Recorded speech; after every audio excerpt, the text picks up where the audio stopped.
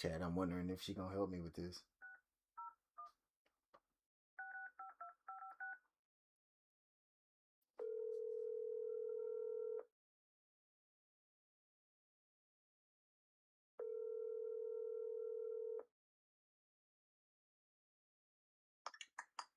Hello? Yo, some more. How you doing? What's up? I'm good. How you doing? I'm blessed, but right now I actually need you. Why? What's going on? I I'd rather just talk about it with you in person, if you don't mind. Can you swing through? Yeah, I was actually on my way already. Okay, bet. I'll be there in a few minutes. Of course, the door's already unlocked. Okay. All right.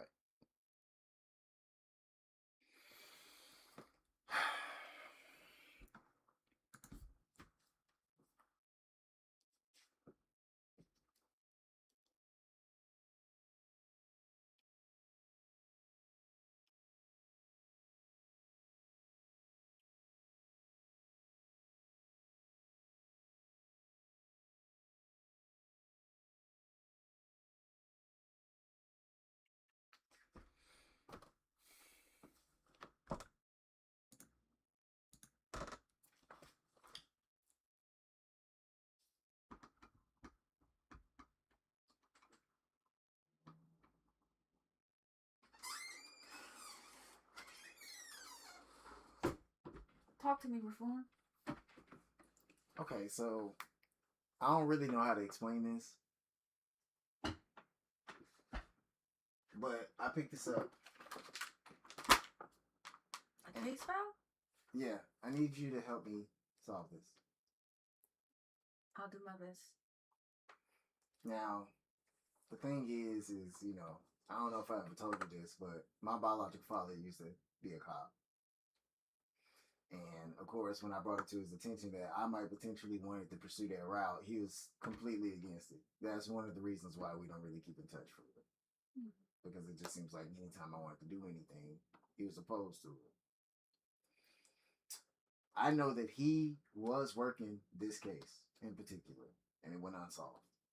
Now, of course, I can understand if you want to back out, but I wanted to see if I could break the case, and I want you to help. I'll be glad to help you. Okay, so I took the tag off already, and yeah.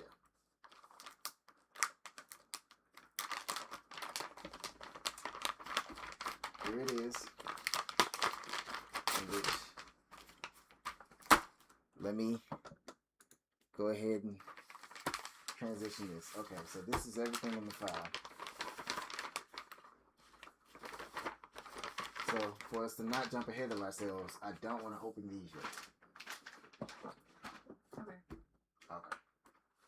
This is Max Cahill. Max Cahill. Max Cahill, huh? He was a professor. Interesting. Professor at Tubman University? Yes. I think I heard about this case. Yeah.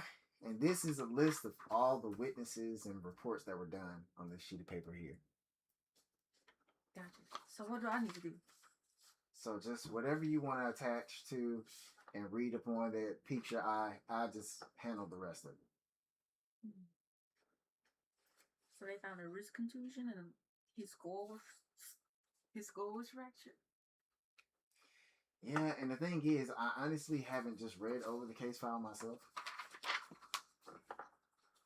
He was a 29-year-old African American male, 6 feet tall, with a lean build, and appears to be in very good physical shape. Blunt force trauma to the top of the head. The area where the impact occurred is caved in about 3.5 inches across and is about 3.5 inches deep.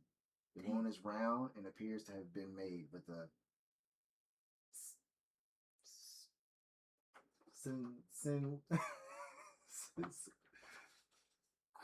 I don't know why I'm drawing a blank, but I know how to pronounce this word. Let me see. What were you? Cylindrical? Yeah. And you just said it so easily.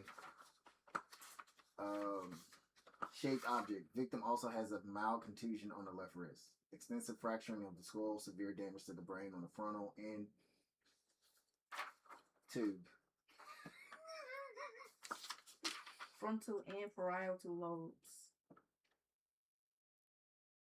Wait, where were you at? Oh, extensive fracturing of the skull. That's what you just read. Yeah, they can read. He has severe damage to the brain on the frontal and parietal lobes. So that's front of his skull and the sides. Right.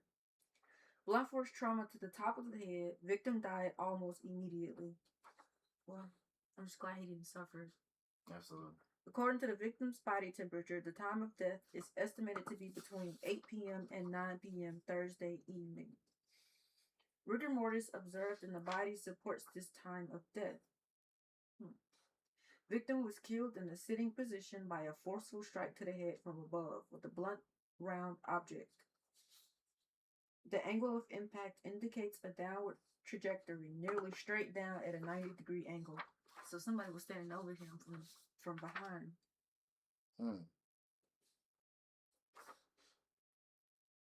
It says the damage to the skull was almost perfectly symmetrical, suggesting an impact from something cylindrical, roughly the size of a softball. The impact caused extensive damage, indicating that A, the blunt object was considerably heavy, B, the killer had great strength, and C, the killer was fueled by rage. If you guys want to take a look at that.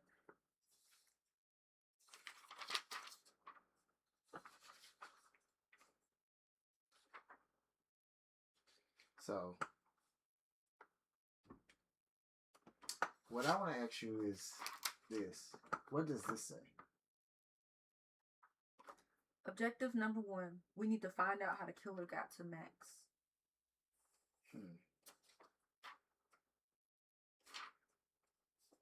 So, he was at a restaurant? Well, they showing the menu. Oh, it says he was dead in his office. Oh. According to the article. Would you like for me to read it? Yeah. Okay.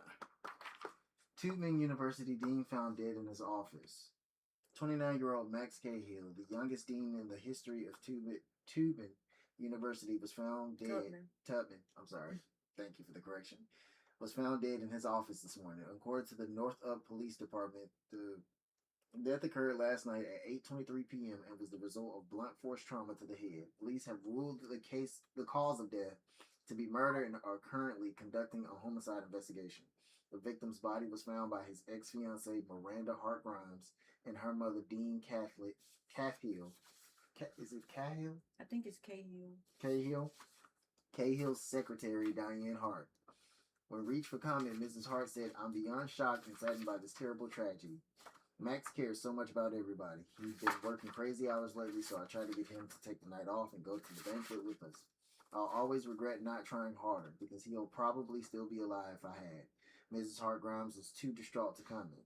Dean Cahill was working late Thursday while the rest of the history department faculty attended a banquet in downtown Atlanta. Acting head of Tubman University Security, Paul Olson states, "I personally checked to make sure everything was secured in the Meacham building that night, with the dean locking the main door behind me. We're not sure how the killer got to him, but we have security camera footage of all four sides of the building, and we'll be scouring the tapes for clues to find the murderer. We'll catch whoever did this." Cahill was born and raised in Northup, attending Northup Public Schools until the age of 15 when he became a freshman at Tubman University. "I've known Max since he became a student at Tubman over 14 years ago," said Tubman University President Malcolm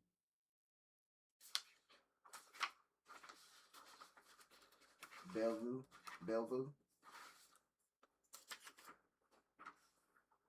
You're a better reader than I am. Bellevue. Oh, you want to finish? Yeah. Oh. He was a phenomenal student who turned into an equally phenomenal man, professor, and newly appointed dean of our esteemed history department. Max was like a son to me. He will be deeply missed by many. After graduating from Tubman with a 4.0 GPA, Cahill did his graduate studies at Yale, where he went on to become one of their youngest professors. His area of expertise was history, with concentrations in American history and British history. He'd earned several awards for his outstanding work at Yale from the American Historical Association for his published works on the Civil War and for his charitable work with underprivileged students within the city of New Haven, Connecticut. Cahill recently left Yale to become the dean of the history department at Tubman. His mother's health began to decline and he wanted to move back to look after her, so he inquired if there were any positions available. Bellevue said, "We were thrilled at the prospect, as the position of the Dean of History Department just opened up and we thought he'd be perfect for it." Cahill also taught a couple of history classes at Tubman and was working on a large scale project that would enable underprivileged students at Northup High School to take some free introductory college courses at Tubman. This was what he was working on the night he was murdered. Dang, he was trying to help the people and he got killed. Right. I mean, he got unalived. Yeah, right. The Northup Police Department is working round the clock to find the murderer. Detective Carl Gaynor is leading up the investigation and has confirmed that they are questioning several suspects, but as of yet, there have been no arrests. "We don't often see this sort of thing here in Northup," stated Detective Gaynor. "Our small town has always been a very friendly, peaceful, close-knit community, but our best men are on it, and we will find the person who did this.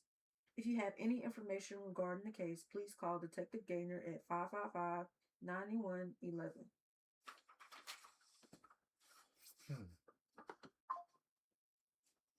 Okay, so this is We showing. missing something out of that bag. Yeah. Oh, this. Yeah. Look at you. Evidence.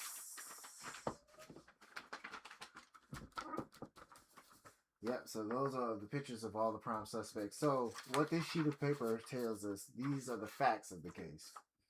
On Friday, October 27, 1995, at 8:28 a.m., the Northup Police received a call from Georgia Robinson at Tubman University Security about a murdered faculty member. The victim, Max Cahill, was the dean of the Tubman University History Department. Mr. Cahill was found dead in his office on the second floor of the Meacham building by Miranda Hart Grimes, his secretary's adult daughter. Cause of death: blunt force impact to the head with a confusion. Spherical. Oh, cylindrical. It says spherical. Oh, spherical object. Oh. So it seems like it changed. Yeah. I mean, they did say kind of like a softball or something. Right. Oh, okay. Okay. So, where was I? Time of death: 8:23 Thursday, based on victim's broken wristwatch and autopsy. The victim had been alone in an empty and locked building since 7:45, as confirmed by the review of two video security cameras that recorded every entrance, including windows on all four sides of the building and the roof. Every person entering the building 24 hours before the body was found was also seen exiting the building prior to the murder. So everybody, he was supposedly, according to the cameras, the only person in the room or the building. The building. But before. Hold on. The victim had been alone in an empty and locked building since 7:45. As confirmed by the review of two video security cameras that recorded every entrance, including windows on all four sides of the building and the roof. Every person entering the building 24 hours before the body was found was also seen exiting the building prior to the murder. This includes all 5 prime suspects. Our investigation could not identify how a killer could enter the building. Michael Baskin, Tubman basketball player, caught cheating by the victim.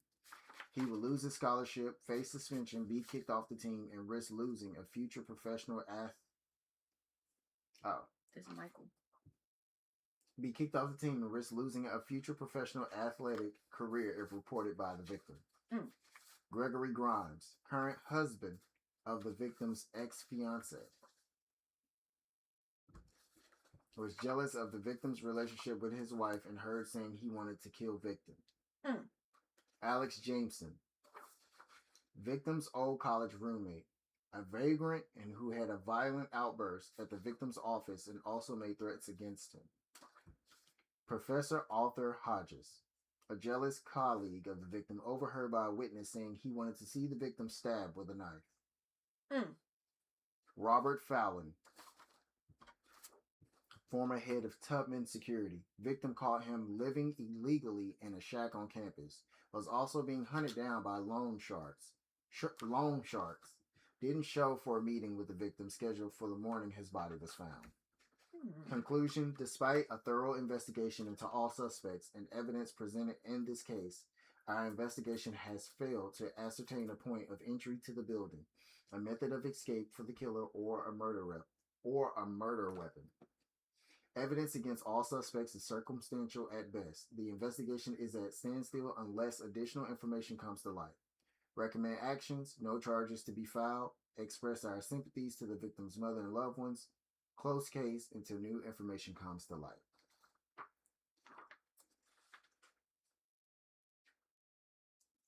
So, are these all the photos? Yep. Okay. I think that's his mother, his gonna be his mother-in-law, and I can't remember. Okay.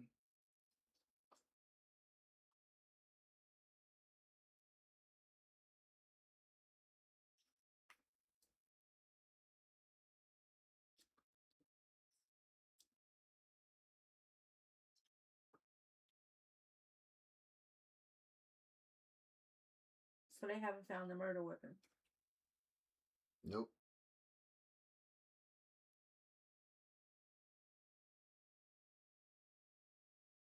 This is how they found the victim. Rest in peace. Rest in peace. Oh. Description of evidence. This is what we have in this picture, I think. Okay. Northup Police Department. Evidence Property Custody Document. Submitted Officer Detective Gaynor. Name of person from whom received: Max Joseph Cahill. Locations: items found on victim's body. Number 1, white button-down shirt. White Ralph Lauren button-down shirt, size 16, new condition, starched, small red pin mark on bottom of sleeve. Victim's blood on the collar. They also found a white t-shirt, undershirt, Fruit of the Loom, size medium, fairly new, small fraying at the back of neck. Trace amounts of victim's blood seeped in through shirt. His black suit jacket, Black Brooks Brothers suit jacket, size 38 large, pressed, slight trace of chalk dust on side. College lapel pin, victim's blood on shoulder area and collar. Black leather belt, black leather Ralph Lauren belt, size medium, small signs of wear, small brass buckle. Blue and white striped tie, blue and red striped Ralph Lauren tie, fairly new condition, slight traces of chalk dust near bottom. So the chalk must be important. Do you need to just let me know what you need to find, because I got it all spread across the table right now. I don't think I need to find anything right now. Okay. I can move this. No, I don't even think it's in the way. Should I move it over a little bit?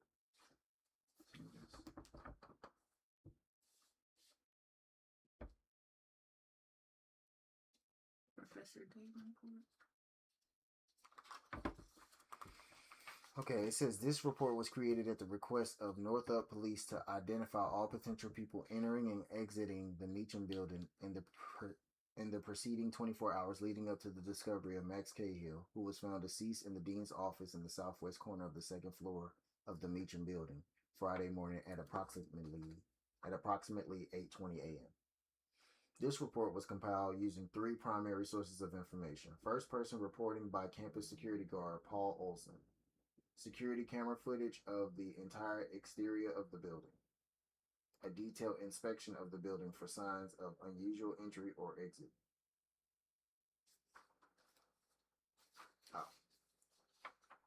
Acting head of campus security Paul Olson reports that he personally performs a closing security check of the Meacham building every weekday between 7:10 p.m. and 7:55 p.m. His inspection includes checking all entries to the building are fully locked from the inside as well as all windows.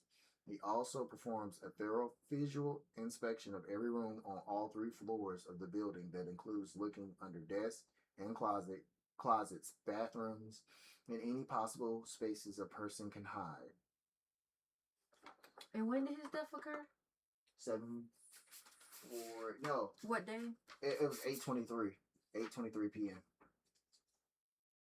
that Thursday. Oh yeah. What was the date of that Thursday?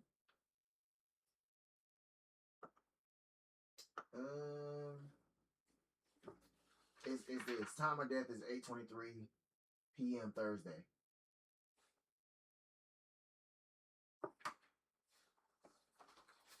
This the information on the phone. October 27th. Okay, so you need the actual date. Yeah. Oh, his death occurred on Thursday, but he was found on Friday. Okay. Gotcha. Right. So, what was I saying? So he checks under everything, like, he makes sure that it's fully locked from the inside as well as all windows. He also performs a thorough visual inspection of every room on all 3 floors of the building that includes looking under desks and closets, bathrooms, and any possible spaces a person could hide. Paul Olson reports that Mr. Cahill requested an exception to the rule of no individuals inside that building past 8 p.m. And his request was approved by campus security on September 28th. So that was a month beforehand, right? Because then you say it was October 27th. Mm-hmm. Come on now, don't be tripping, camera. We need this recorded. Oh, the battery do look at half. Is it half already? It looks like it. Come on. Okay. So, where was I? See, the camera just put me all out of the way. The inspection a month beforehand. Right, September 28th. You're not getting tired, or you detective? No, I'm good. I got my coffee, Coke, caffeine. He was provided a special key to the east entry door so that he could work late, let himself out, and lock the door behind him. Paul Olson also reports that Mr. Cahill has used his key to let himself out and lock the door behind him every weekday night since the key was provided on September 28th. Although he does not always see Mr. Cahill leave, Paul Olson reports that he often observes Mr. Cahill's office light turning off and Mr. Cahill exiting the building between 10:30 and 11:30 p.m. And that man was working overtime, y'all. Right. On the night of the murder, Paul Olson reports performing his usual inspection and saying goodnight to Mr. Cahill in the dean's office at approximately 7:40 p.m. to discuss a former Tubman employee who had been squatting illegally in the old storage shack. Who he meet with? Who was he supposed to be meeting with? Oh, yeah. I think it's somewhere on this paper. Well, what read that part again? My bad, baby. No, you good. Detective reform.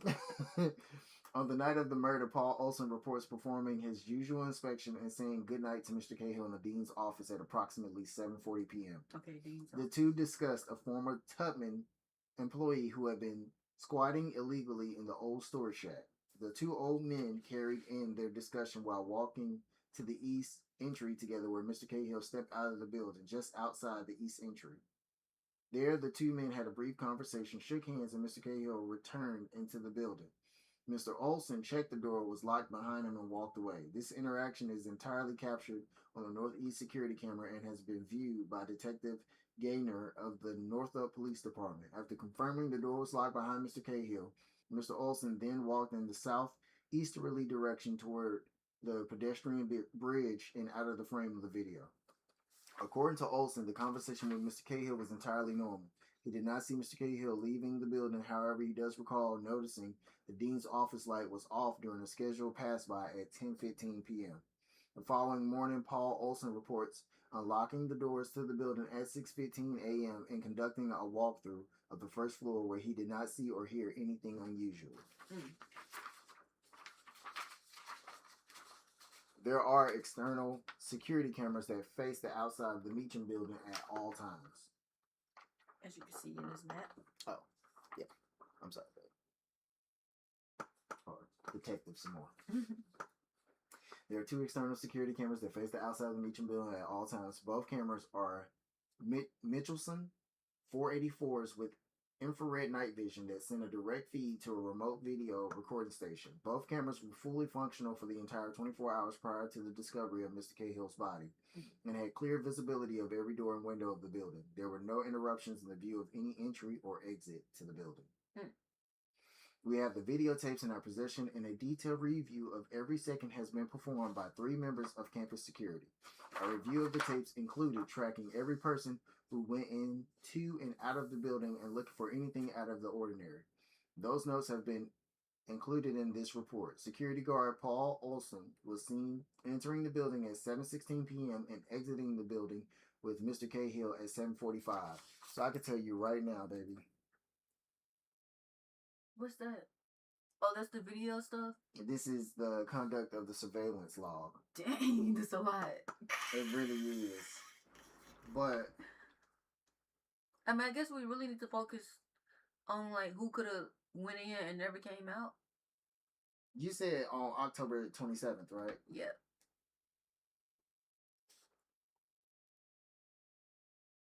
Okay. So, But the 26th is when he was killed late at night, and then they didn't find his body until October 27th. okay, so we can see that he came in at, they're saying 1945. So that's 7:45. No, I'm sorry, I'm reading that wrong. Okay, so, oh, this is kind of difficult to read. So on the 27th, No, this is 26th. no, this is 27th right here. Paul Olson actually left out at 6:22 this day. But it's an army time, right? Oh, yeah. Hold on, when did you say, you said that his body was found on the 28th of October? 27th. He was killed. Oh, he was killed on the 26th. Mm-hmm. But they didn't find him till the next morning when the officer was doing his check. Right. In the morning. So why?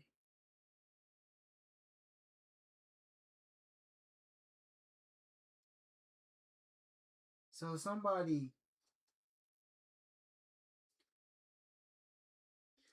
left out as Max Cahill at 7:45 with Paul Olson on the day that he was murdered. What you mean somebody left out? Right here it says the in and out. Mm-hmm. So when you look at that, what do you see? First of all, he was killed in East. Let's just say East Corridor.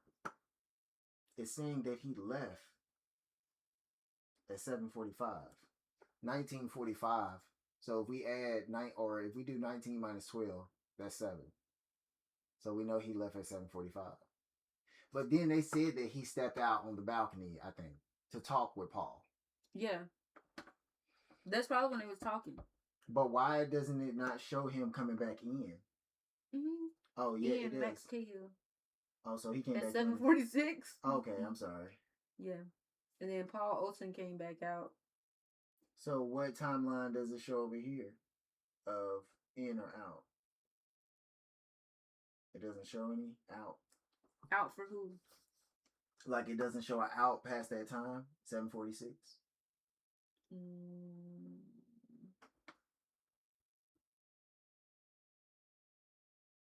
Nope. Because we know Max never left out because he was killed. Right. But it doesn't show an out for anyone else either. They were the last ones there that night. Yeah, but it shows Max coming back in, right? At 12:46. I mean 7:46. Yeah, what you trying to say?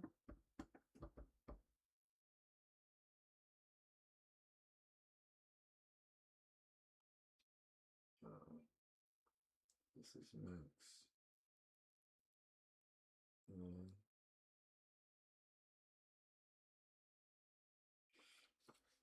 Okay, so the best way that we can figure this out, baby, is that on the 26th, we see a bunch of outs, and we got to narrow it down on who never left. Yeah, according to these people. Right, exactly. So, on the 26th, let's just. But it said they all left. It did show everybody leaving prior to the murder.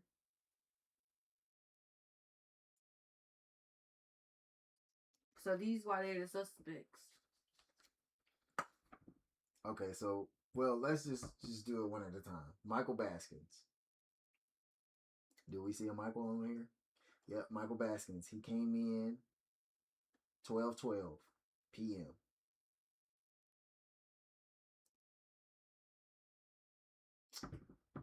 Okay, Michael.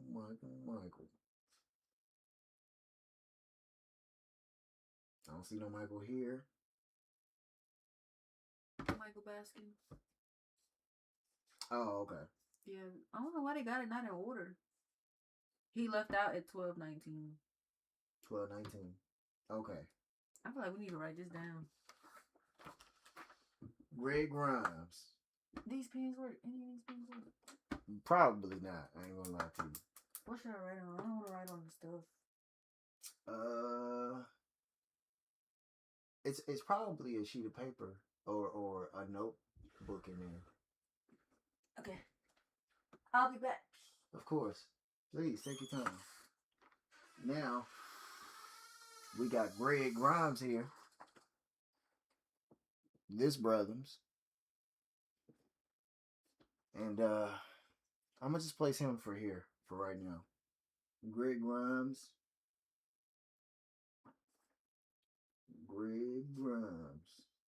Where you at, brothers?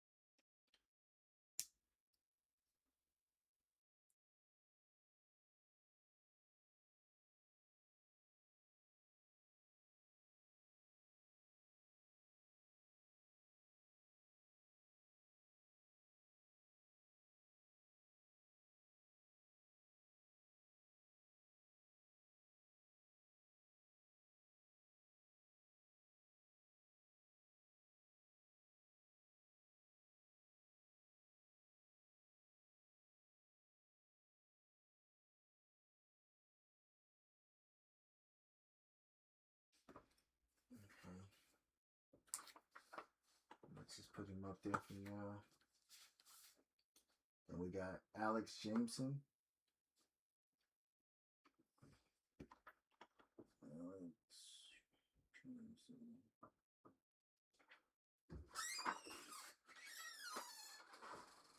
You don't remember the times, do you? They tell us what door they leave out to. Oh. Okay. Back to Michael Baskin. Yeah, so he entered in the west door at 12:12.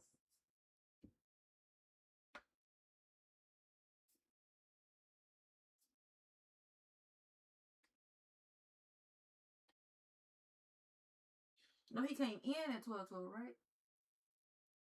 Yeah, what did I say? Out. I'm sorry. He came in. And out at what, 12:19? And he came out north door at 12:19. Now, based on Greg Grimes, I don't even see him on this list. Greg Grimes. This is him. I forgot who they said he was.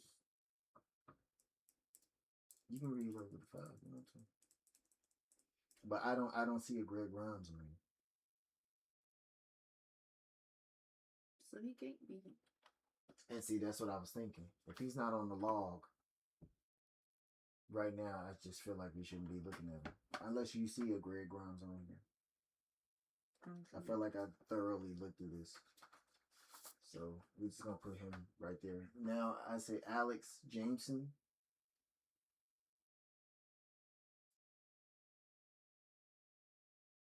What time he coming in and what door?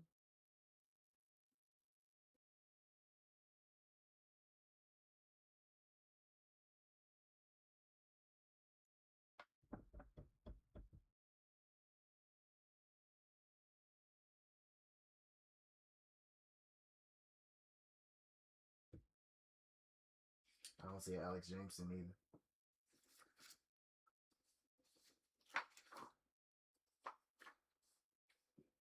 Now, Professor Hodges, I've definitely seen his name. Hodges, he came in the South at 9:03 a.m. Then he left out East at 10:49 a.m.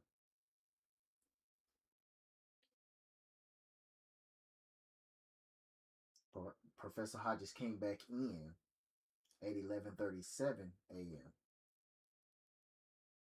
Which door? West.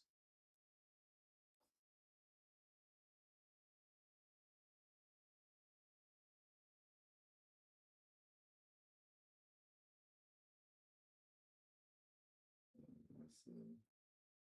This is so hard because I gotta go back and forth. You said 11:47, baby. This say 11:37. 11:37. I'm sorry.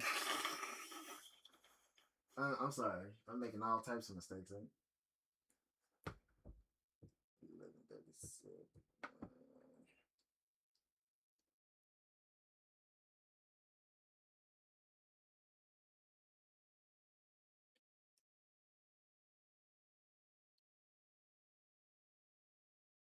Okay.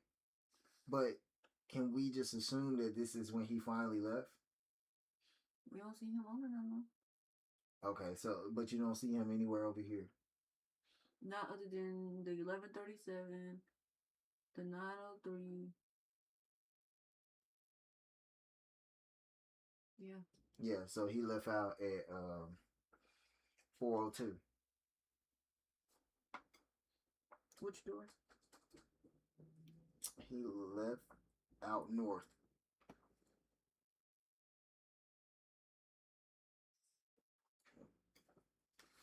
I don't know if y'all are able to see him or not. So I want to put him over here with Michael. And then now we got Robert. I feel like Fowler. we could say he didn't do it. Yeah. Robert Fowler. Okay. Hey, Robert. Where are you, buddy?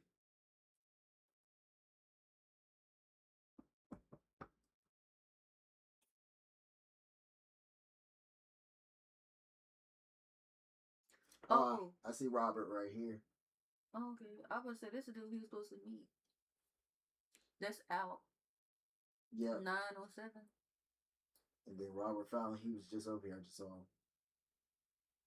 He came in. He came in south. What time?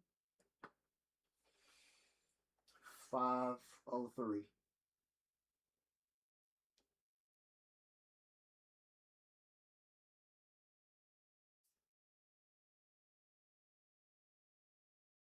And then out. Then it came out east. 5:07.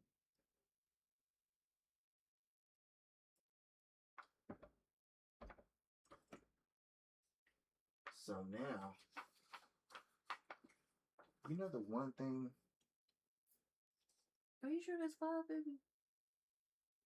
Yeah. Well, you said the Hodges left out and you said this was 5. No, I said 4. Oh, yeah, you're right. My bad. No, it's okay. I've been making mistakes, so you probably need to go back over everything. Sounds good. Okay, so now We know these three entered the building. Now, my question is exactly who was he finna tell on? That's what I want to know. I mean, he could have told on any one of them. No, I'm saying it was somebody in particular that he said he was gonna tell on that they've been shacking up. This dude, Robert Fallon, he was holed up on campus in this building right here. The old storage shack. He used to be an old worker there. Well, he used to be a worker there. Okay. Yeah, he was staying in this building right here.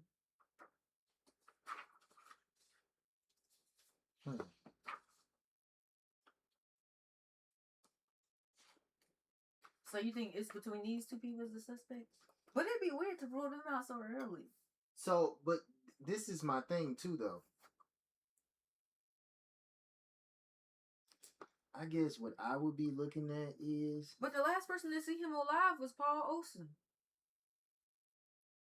That's true. But I guess what I'm looking at is... But he's not a suspect. Paul Olson, he left out at... Yeah, so he didn't come back in until the next morning. Max Cahill came in at 7:46. So...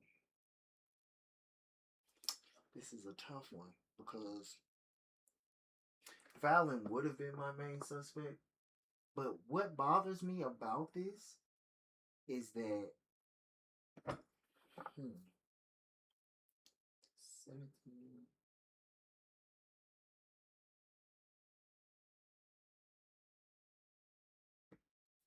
And then he said at like 10 something, he saw that the dude light was off.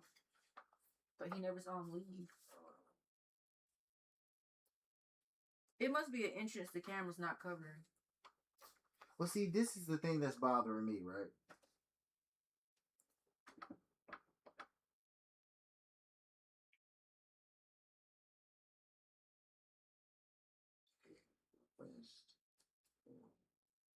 See, that's what's bothering me. What?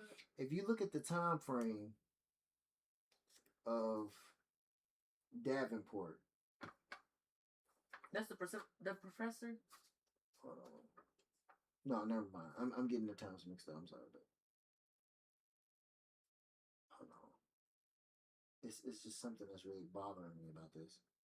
Why is it that Robert, he came in at 5:03 and left out 5:07? Which one, Robert? Fallon? Fallon, yes. He came in south and left out east in 4 minutes. This is the south entrance. And the east entrance right here. So, for an example, let's just say, like, just theory, like, if we're just trying to theorize this. 4 minutes, he came in through one door to immediately go out the east. And he's a recently former head of Tubman Security. What would his business be there where it would only take 4 minutes? And then what I was trying to look at actually was in the time frame that he went in, I was trying to see if there was anybody that entered in, before him. Oh, no, so I was right. Oh, okay. Yeah, okay, yeah, so I'm not tripping. Mm-hmm. Oh, okay. You looking at different dates? So what's MF? Monday through Friday? Oh, I guess so.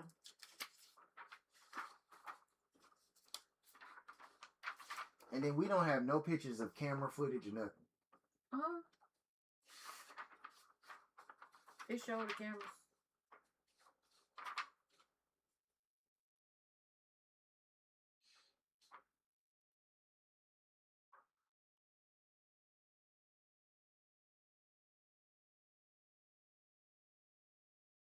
Or could it be Monday and then Friday? Because what if he came in on a Monday and then he didn't leave till Friday?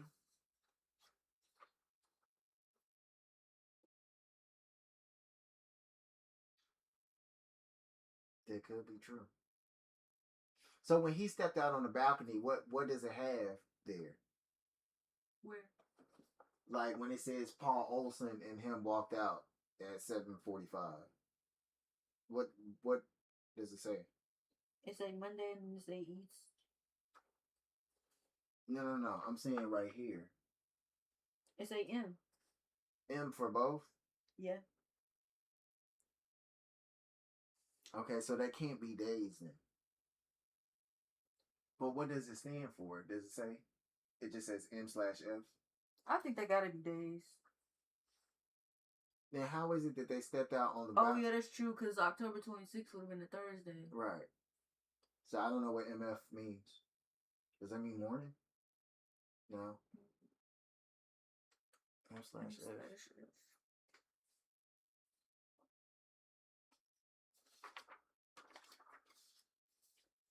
Date, time, M/F, in and out, door notes.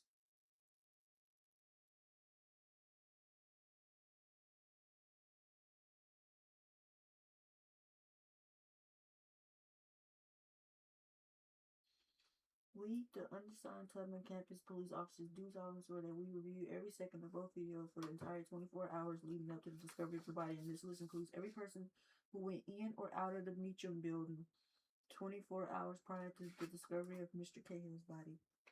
Maybe it's the building.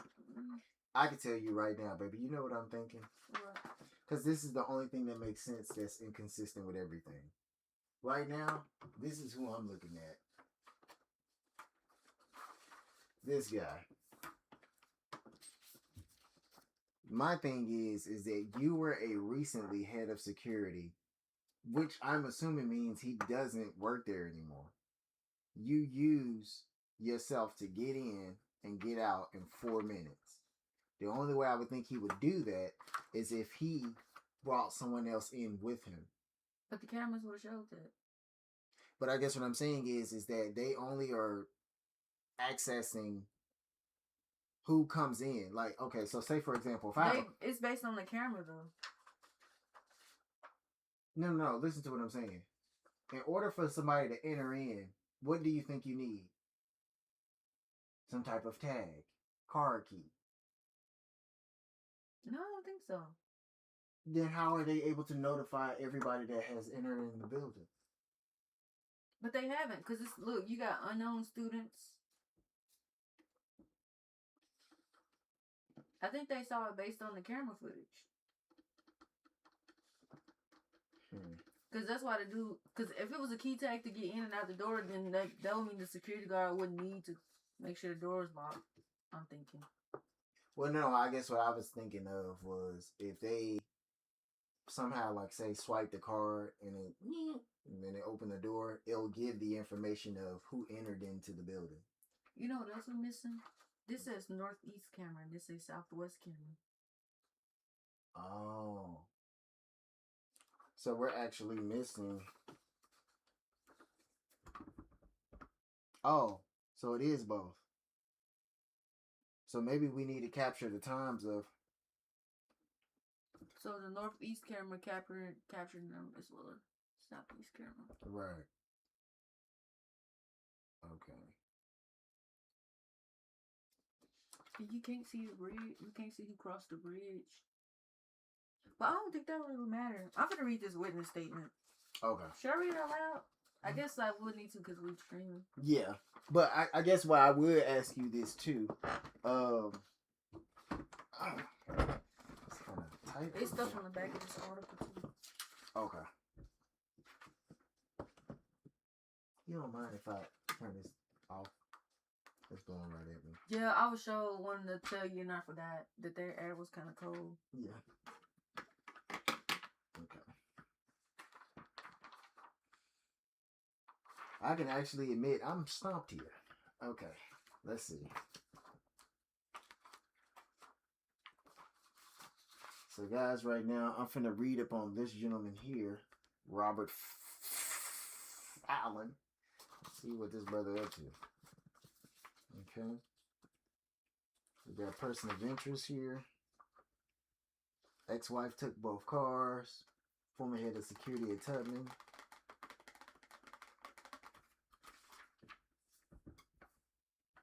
He has prior military experience, martial arts combat experience, owns firearms, prior arrests, no, prior felonies, no, outstanding warrants, no, currently under investigation, no. At 8:23 Thursday, October 26, 1995, I was by myself in the old storage shack located out in the woods near the Dale River on the grounds of Tubman University. I've been in the shack since about 5:15 p.m. Thursday evening and stayed there all night. Hmm. There isn't anyone who can corroborate my alibi, but there are hundreds of people throughout the Tubman campus who can vouch for my character. Okay. Let's see. Around 5:30 Wednesday morning, I was making early rounds, spotted Dean Cahill in a heated debate with a strange guy down by the old storage shack in the woods. I watched in case there was trouble and soon realized the guy looked familiar. The guy in the old storage shack, and then Max, who'd been out jogging, came my way. I asked if that was Robert. Hard to tell as he dyed his hair black, growing out his beard, and was wearing sunglasses. Max confirmed my suspicions. I worked for Robert Fallon for 4 years as his assistant while he was head of campus security at Tubman University. We became close. Our families went boating together before his divorce, and he even helped build my garage. A few months ago, Robert left a note saying he was resigning, immediately moving out of the state. Wasn't like him, and I've been pretty worried. I asked Max what kind of trouble he was in. He said Robert wanted to keep it private, but I told him as Robert's friend I wanted to help. And as acting head of security, I needed to know. He said Robert was broke from the divorce, which I already knew. His wife hooked up with a shady lawyer who took him to the cleaners. I offered several times to help, but he was proud and wouldn't hear of it. Max said Robert got involved with illegal gambling and quickly ended up owing a lot of money, and now they were after him. Uh-oh. Oh, he's blinking. He's blinking? Yeah. Sorry, ladies and gentlemen. It seems like the camera's in a death. Yeah. And I was going to say, the thing he wanted to keep private was he had a gambling problem. Robert Fallon did. Yeah, and I just read that. So he quit his job, disguised himself, and hid in an old storage shack to figure out his next move. He still had his keys and let himself into various campus buildings in order to borrow stuff he needed. That explained much. There have been multiple unexplained thieves recently of locked buildings, stuff people would normally steal, like a used mattress and pillow, an old blanket, and some basic living necessities, as well as some food and a small amount of cash. I just recently had security cameras installed on all the buildings in order to find out what was going on. Max had set up a meeting with Robert, scheduled for 8:15 this morning to discuss options. He couldn't keep hiding in the shack and stealing, but he needed to avoid these men that were after him. I told Max I'll be there. Beware? That he will be there. I am the one who conducted the lockdown of the Meacham building last night after checking every office, classroom, closet, and other place a person could hide within the premises. I was 100% certain no one other than Max remained, so I went to say goodnight to him. We were discussing the meeting with Robert, but I was running late for my next building lockdown, so Max walked with me to the exit while we finished our conversation. He stepped outside with me at the east entry door for a few moments before returning into the building. I checked the door was locked behind him and went on my way. The next morning, I was running about 5 minutes late for the meeting when I heard on the walkie that Max had just been found dead in his office. I was beyond shocked. Robert was nowhere to be seen despite our meeting scheduled for 8:15 a.m. I know Robert wasn't himself lately, but he was one of the best guys you could ask for. No way would he murder anyone. We have full security footage of all 4 sides of that building, and we'll scour every second of tape to find out how the murderer got into the building. We'll find out who did this to the dean and bring him to justice.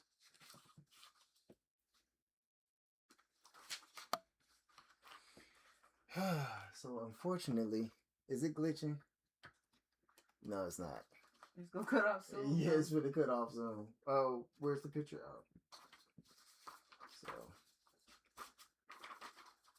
if I had to assume, and your instincts are stronger than mine, baby, I don't think Robert killed. I don't think he did it either. I'm gonna read this witness statement from his ex-wife. Okay. The date, October 27, 1995. Okay. I'm not even sure what to write. I'm in shock right now and can barely even grip this pen. Max and I dated for a few years, and we were even engaged for several months before he started teaching at Yale. We'd lost touch. We'd lost, we'd lost touch, but became close friends again when he moved back to Northup. I saw Max several times over the past couple of months, as my mom was his secretary. She was the one that found the body, wasn't it? No, it was the secretary's daughter. Yeah, this Miranda. Yeah, Miranda or something Grimes. Yeah. Miranda Hart Grimes. This is her witness statement. Oh, okay. That's why I was like, oh, so she was the one that found the body. Yeah. I'd frequently stop in to visit, and we'll all have lunch. I'm the one that found Max this morning. Oh, okay. I drove my mom to work because her car wouldn't start. Max had been working crazy hours lately as he had a huge deadline coming up, and my mom said he'd been skipping breakfast. So I made some of his favorite muffins to bring with us. Yep, because the muffins was in the crime scene photo. Right. His door was open, so I thought I'd bring the muffins into him while they were still warm. Oh, that's why they all on the floor. Right. And that's when I saw him. He was lying face down on his desk, and the top of his head was bashed in. There was a pool of blood under his head. It was horrifying. I thought he was hurt, but when I grabbed his hand, it was ice cold. And that's when the shock hit me. I gasped, fell to the floor, and screamed for my mother. I can't imagine what kind of horrible monster would do this. Max was the sweetest, gentlest, and most caring man I've ever met. I can't believe he's gone.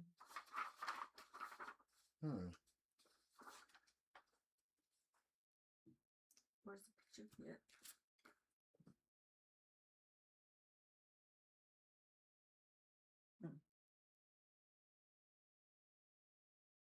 So our first objective is to find out how the killer got to Max. This must be important, bro. Can I say this? Yeah.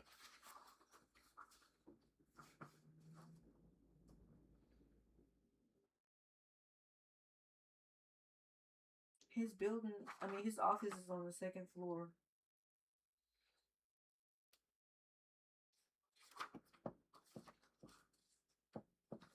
I'm confused. Was the veranda on the first floor or the second floor?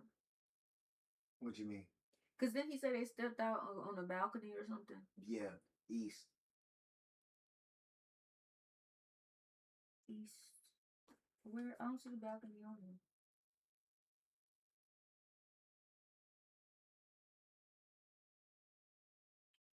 him. These plans do say 1839.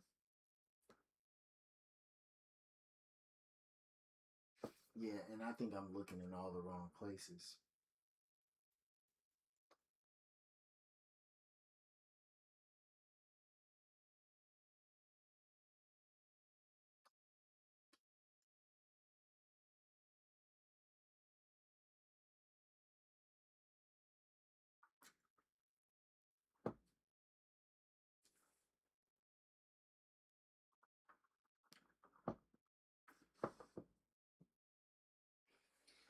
Yeah, chat.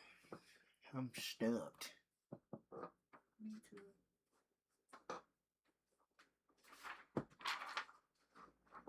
Where's contusion?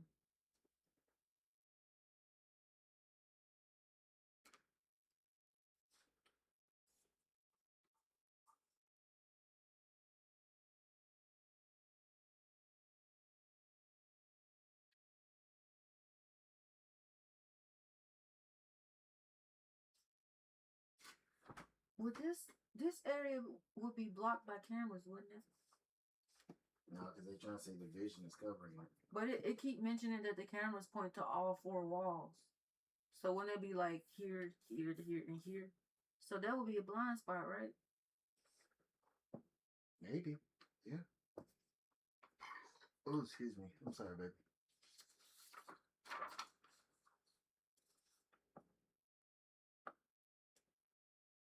Well, why would the camera? So I think we need to see who went in.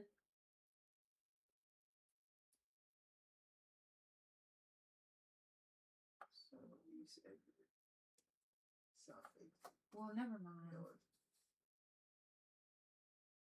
Oh, so the west exit is a blind spot. But it mentions that Professor Hodges came in. Oh, oh, but it says he came out the west exit. On the thing, Hmm. the log. Oh, you got it. It never mentions anybody coming in through the west, does it? Oh, yes, it does. But Don't get frustrated, detective. Some more. Door west. We got Poe. We got.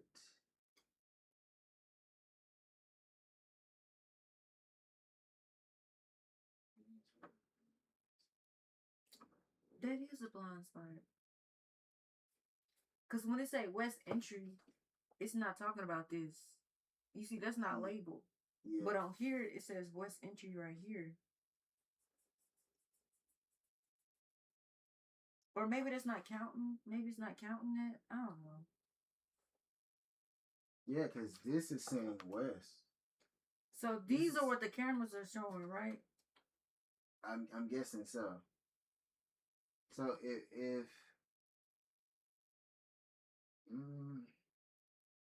But it's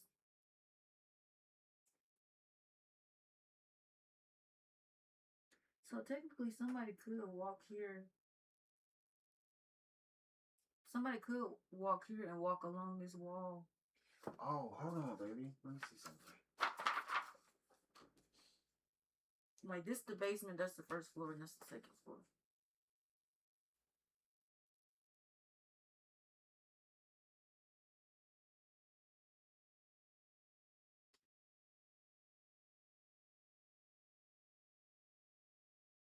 No, I guess what I'm trying to figure out is hopefully. Okay, this is the south entry. This is the east entry. This is the west entry. So, east entry. But right here, it doesn't speak.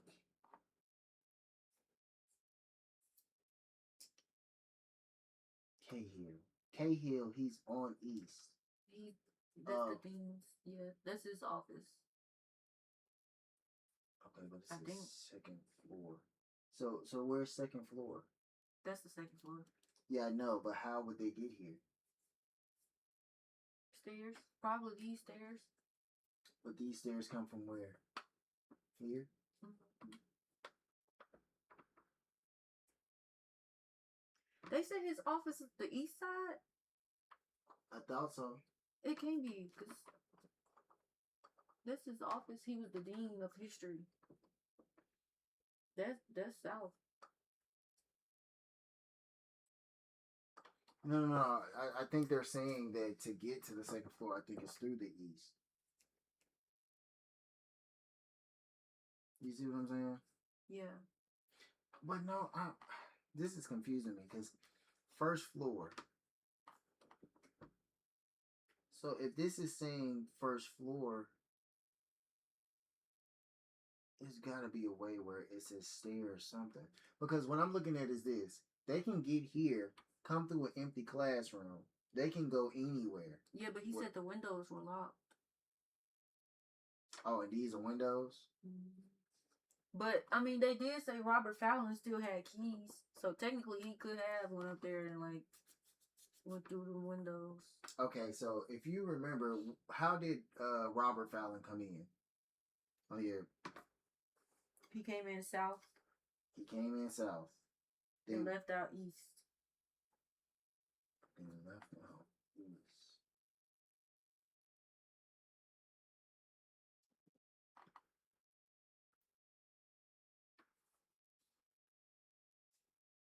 My whole thing about it is if somebody enters here,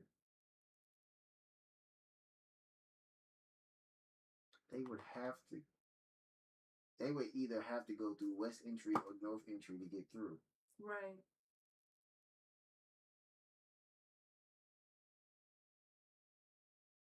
But isn't it possible that somebody could unlock the empty classroom and lock it back from the well, no, it says locked from the inside. Like, yeah. I feel like it's something I'm missing, and I just don't know what it is. My brain getting tired. Maybe I need to read some of witness statements. Probably so. This guy, he was homeless, so I feel like in some way he would know. Yeah, he got an addiction problem, I think. And on here, written in red ink, it says something about AJ 12 Simeons paid. AJ, Alex Jameson. Yeah, but I'm like, what is 12 Simeons?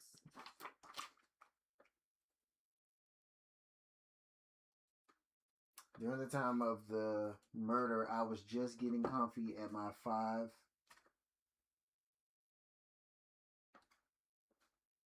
I don't know. This brother cursive handwriting is dookie.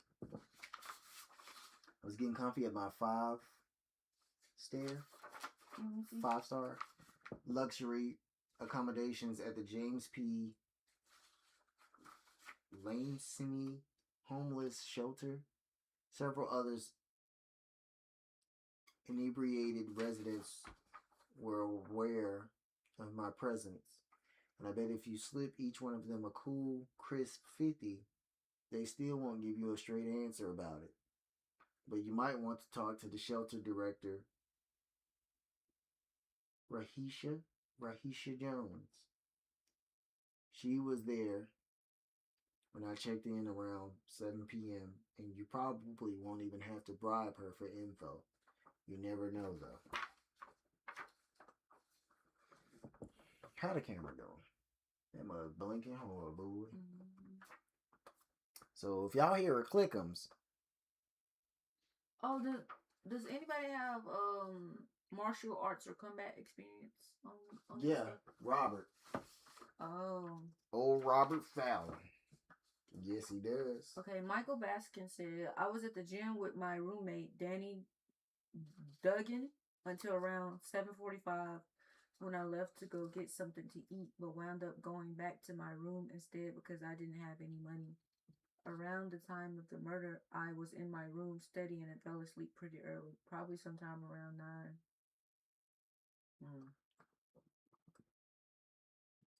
9. Who is that?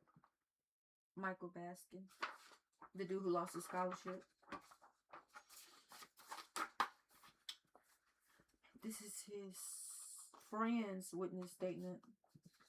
I met Michael a couple of years ago when we were roommates freshman year. Since that time, we've become great friends, and we're still roommates. He's an amazing basketball player and extremely driven to make it to the pros. I think he's got a great shot at it too if he can bulk up and put in a couple more strong seasons here at Tubman. Shoot, he might be a murderer. Anyway, last Thursday evening when Michael and I were at the campus gym, so he worked out. I've been working there since freshman year, and I'm the assistant manager now. We had the place to ourselves after 7:15, so we decided to do a few supersets. I was going to close up early around 8:30 when we were done. Michael got lightheaded and almost passed out while doing concentration curls. I've seen this happen with him before when he hasn't eaten much, so I told him to go grab a pizza for both of us while I finished up, but he ended up going back to the dorm instead because he didn't have any money on him or his student spending card. So he ain't got an alibi. He left the weight room at about 7:45, and when I got back to the room at around 8:45, he was asleep in bed with a British history textbook tucked under his arm. That sounds so suspicious. And then if you look at, I don't know if it's a huge coincidence, but I don't know. Like, it would have picked him up on camera. Robert claims that he's been at the storage shack since 5:15. Mm-hmm. Yeah, since 5:15 Thursday evening, and stay there all night long. And you know, they exit out east, which just so happens to be Del River. Mm-hmm. On the Del River side. But I feel like he would have been picked up on camera too. When? I'm saying. Yeah, it died. Yep. That's tough. Hold on, chat. I mean, we can just keep it on the table. They don't really need to see us for real. Well, I mean, at the same time, hold on. Let me see something.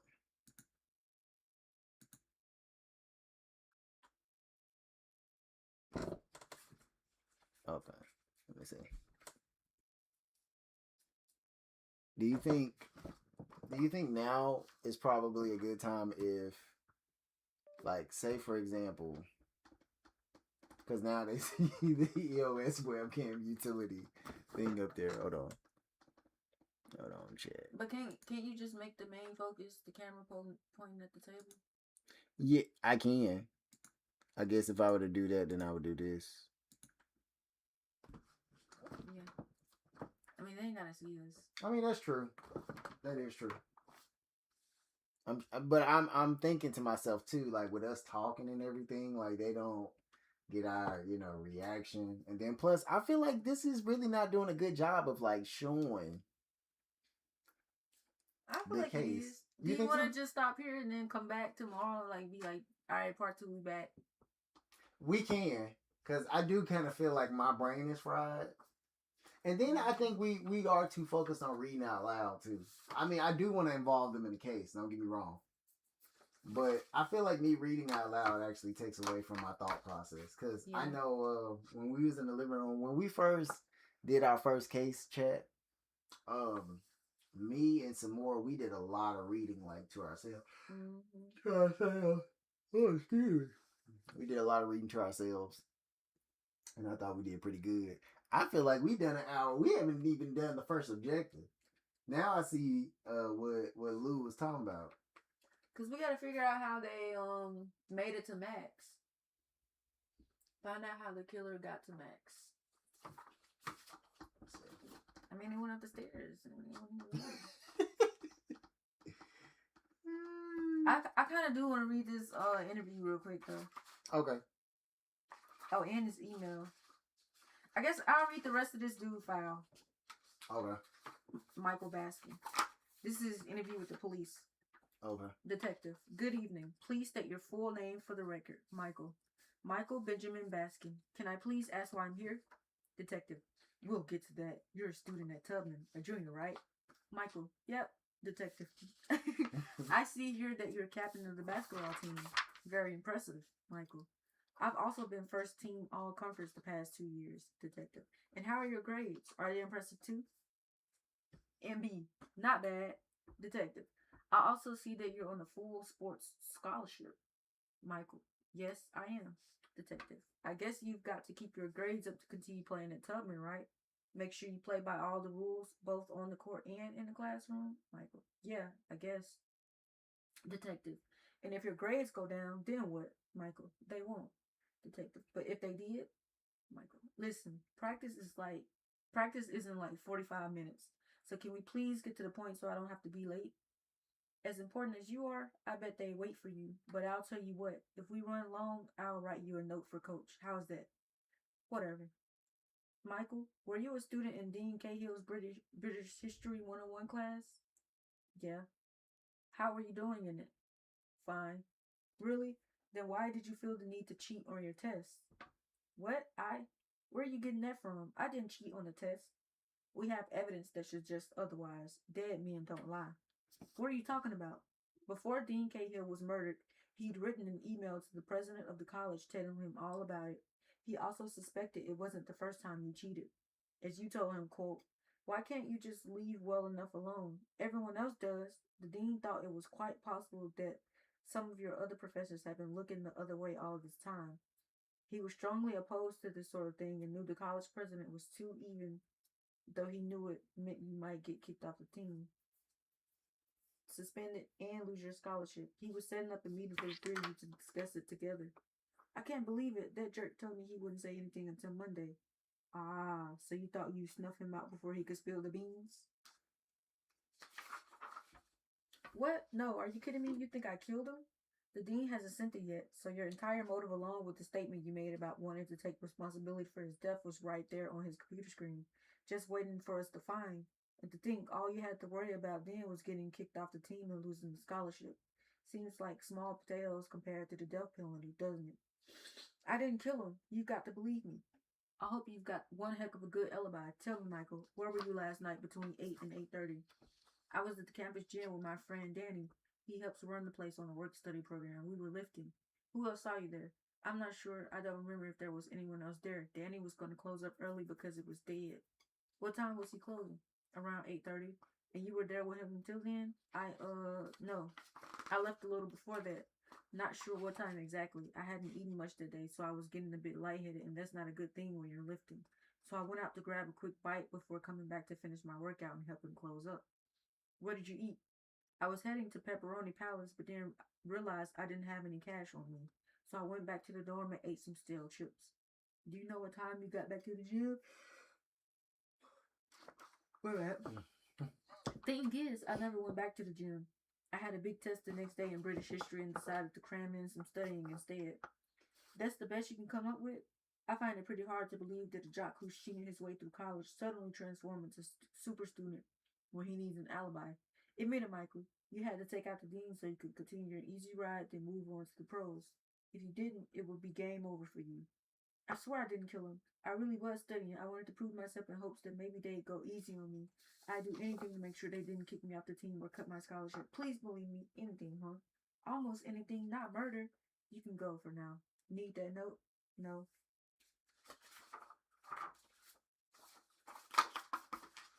Okay, so I have a question. Yeah. Robert. Fallon. No relation to the night talk host. So Robert entered the southwest camera.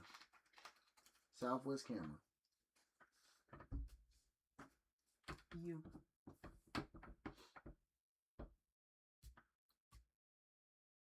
This is south exit. Oh, okay, yeah.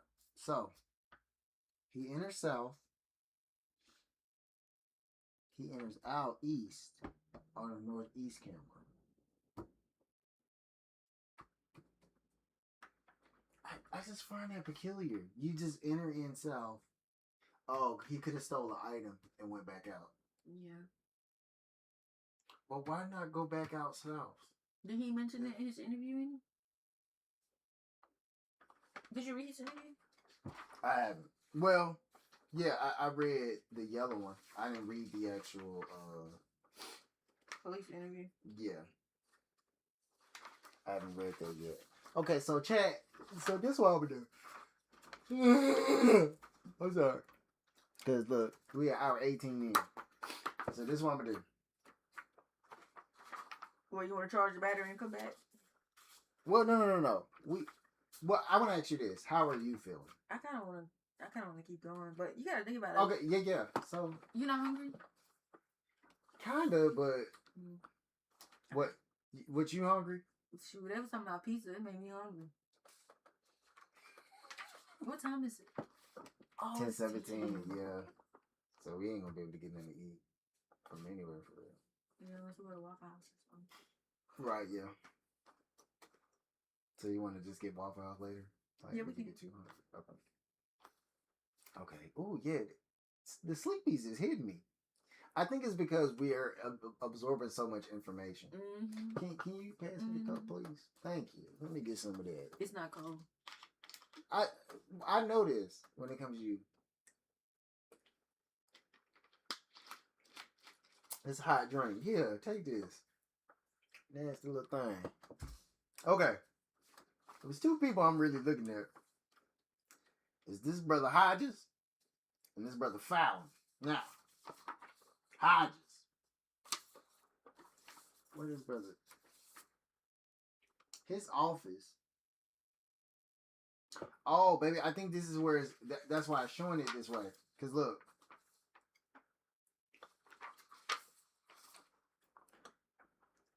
See, Hodges' office is over here. And I guess it's safe to say it's on the west side of the building. That's why they got it over here. Like, does it make sense?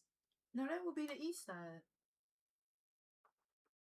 No, the east side of the second floor. I'm saying because they got it over here, it's on this side of the stair. Like, so say for example, No, this is underneath this because it's the basement.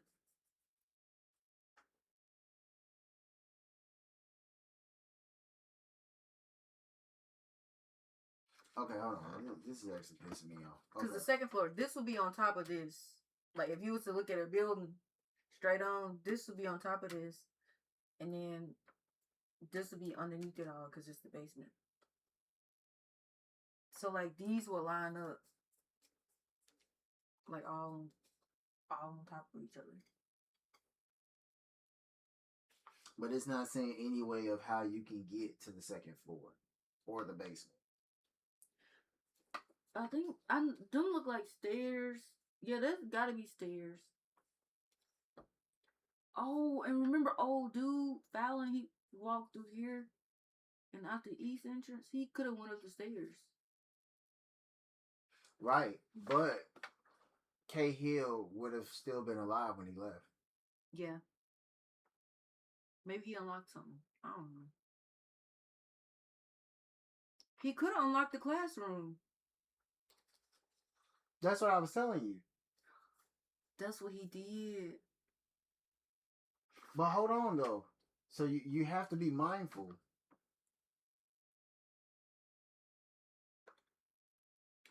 Yeah, because he would have beeline straight to the empty classroom. Mm-hmm. So he could have unlocked the windows, came through here later. Because he said that he was here since 5:15. So by the Dale River. Mm-hmm. Now, granted, I don't know exactly what he could have done to avoid getting all the way over here and not being picked up by the camera. You see what I'm saying? Mm-hmm. So it's a possibility that he actually may have never did it. Yeah, somebody had to have come this way. I feel like. Yeah. But then I still feel like they would have been picked up on the camera, though. The only thing that I'm having a problem with is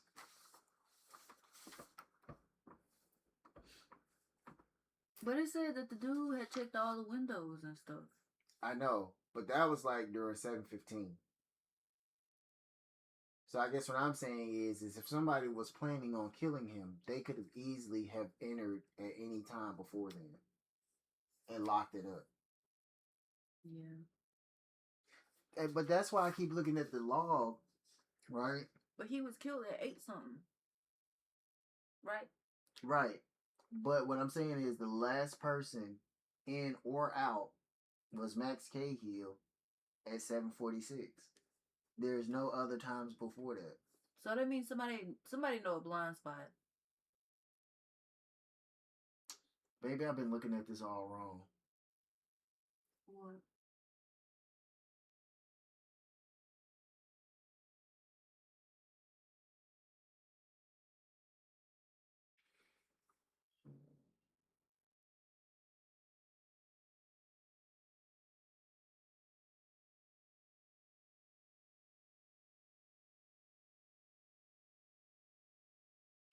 Why is it that Paul, but he's not a suspect? Mm-mm. What do you mean? Why is it that Paul would? He enters in at 6:14. That's the next day. Right. And leaves out at 6:22.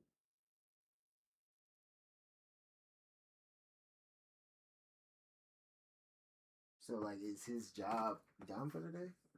He went in through the west. Cause he comes in at 8. He comes in at 8:02.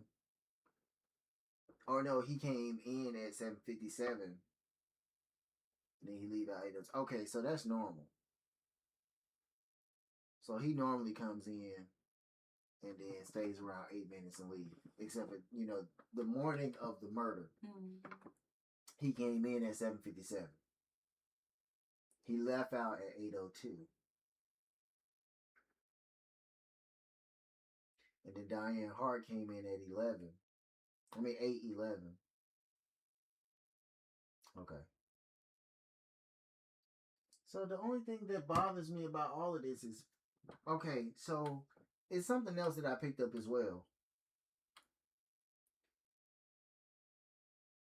Max enters in and out east.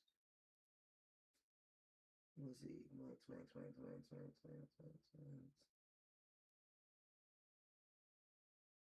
Okay. That's what I find interesting. Max. You don't see no Max on this side. Because he always came in through the east. Exactly. Northeast camera. But this is what's bothering me though. Now, we got Baskin.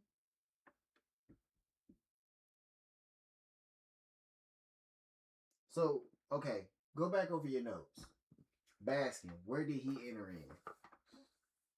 West. Then where did he leave? North. So you say he entered in west and he left north. Mm-hmm. That's the only thing he did for that day. Yeah.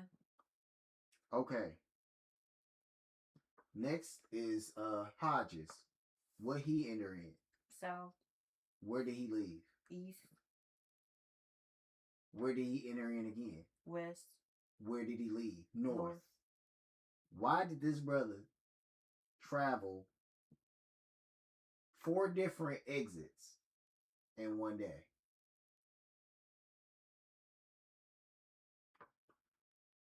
So that's one of the things that stuck out to me. Probably means nothing, right? But when I look at Max Cahill, he stayed on the northeast camera every time. Because even with Paul Olsen, it would be normal for him to be on all exits. The only person who's been What about the secretary and what door did the secretary always come in through? Diane always came on the southwest. Diane. Oh, well, she came in. She north. Mm-hmm.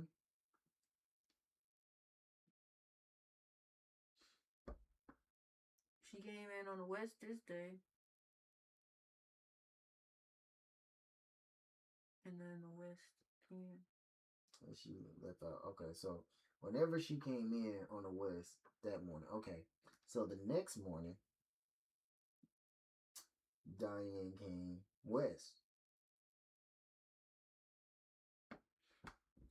So when she came in on the west,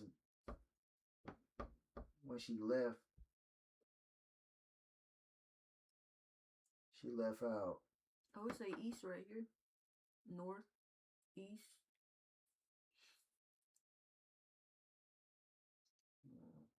She not a suspect though, but I was trying to see.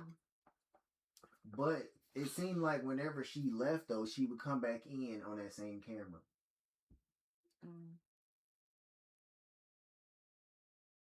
But you see how that's bothering me though? Like, I find that very suspicious looking at. But so you got Hodges who comes in west and he leaves out. He came out west and he left out where? He came in west and left out north. North. And then when he came back in, where did he come back in? South and then east. But he came in earlier in the south, out east, and then back again later in the day, west, and then out north. You see what I'm saying? I guess what I'm saying is, even when we look at Diane, when she came in on one camera and left out on the other, she came back that same camera on the same side. Meanwhile, Hodges, every time he came back, it was from a different camera, as well as leaving on a different camera. I'm gonna research you, buddy. Who is GG? Who is who? Who is GG? Oh, Greg Grimes. He a suspect? Yeah.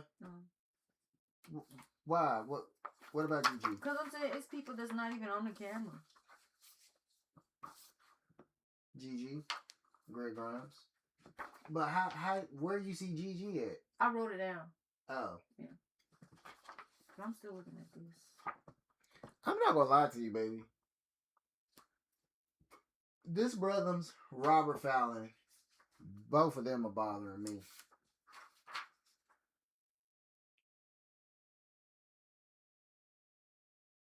So that's why it probably feels so confusing, baby. Because actually, all we really need to see is all of these are just this side and all of these are just this side. I know you already knew that. But that's why I was getting so confused. Oh, this was found on his computer. On whose computer? This email about Mr. Michael Baskin, the basketball dude who lost his scholarship, it was found on the victim's computer. It was found open on the victim's computer. Message was not sent. So this was the last thing on his computer. Which was what?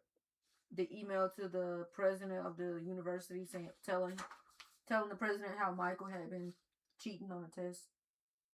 So he was finna send the email, but it wasn't sent. Yeah, it wasn't sent.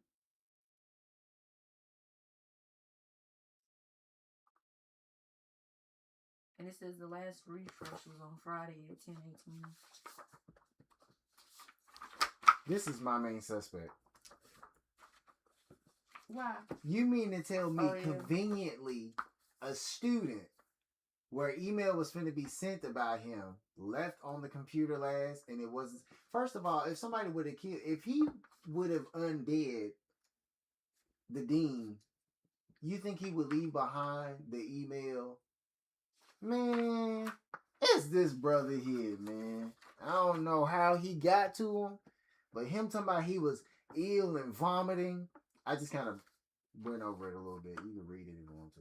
I haven't read the police report or none of that. Well, we need to figure out the objective, baby. Yeah, I know how to get there, but it's got to be somebody. Find out how the killer got to Max. Man, I know what it said, but I need you to read up on that, brother, because I'm telling you, it's but we should look at the options. Maybe he climbed through a window.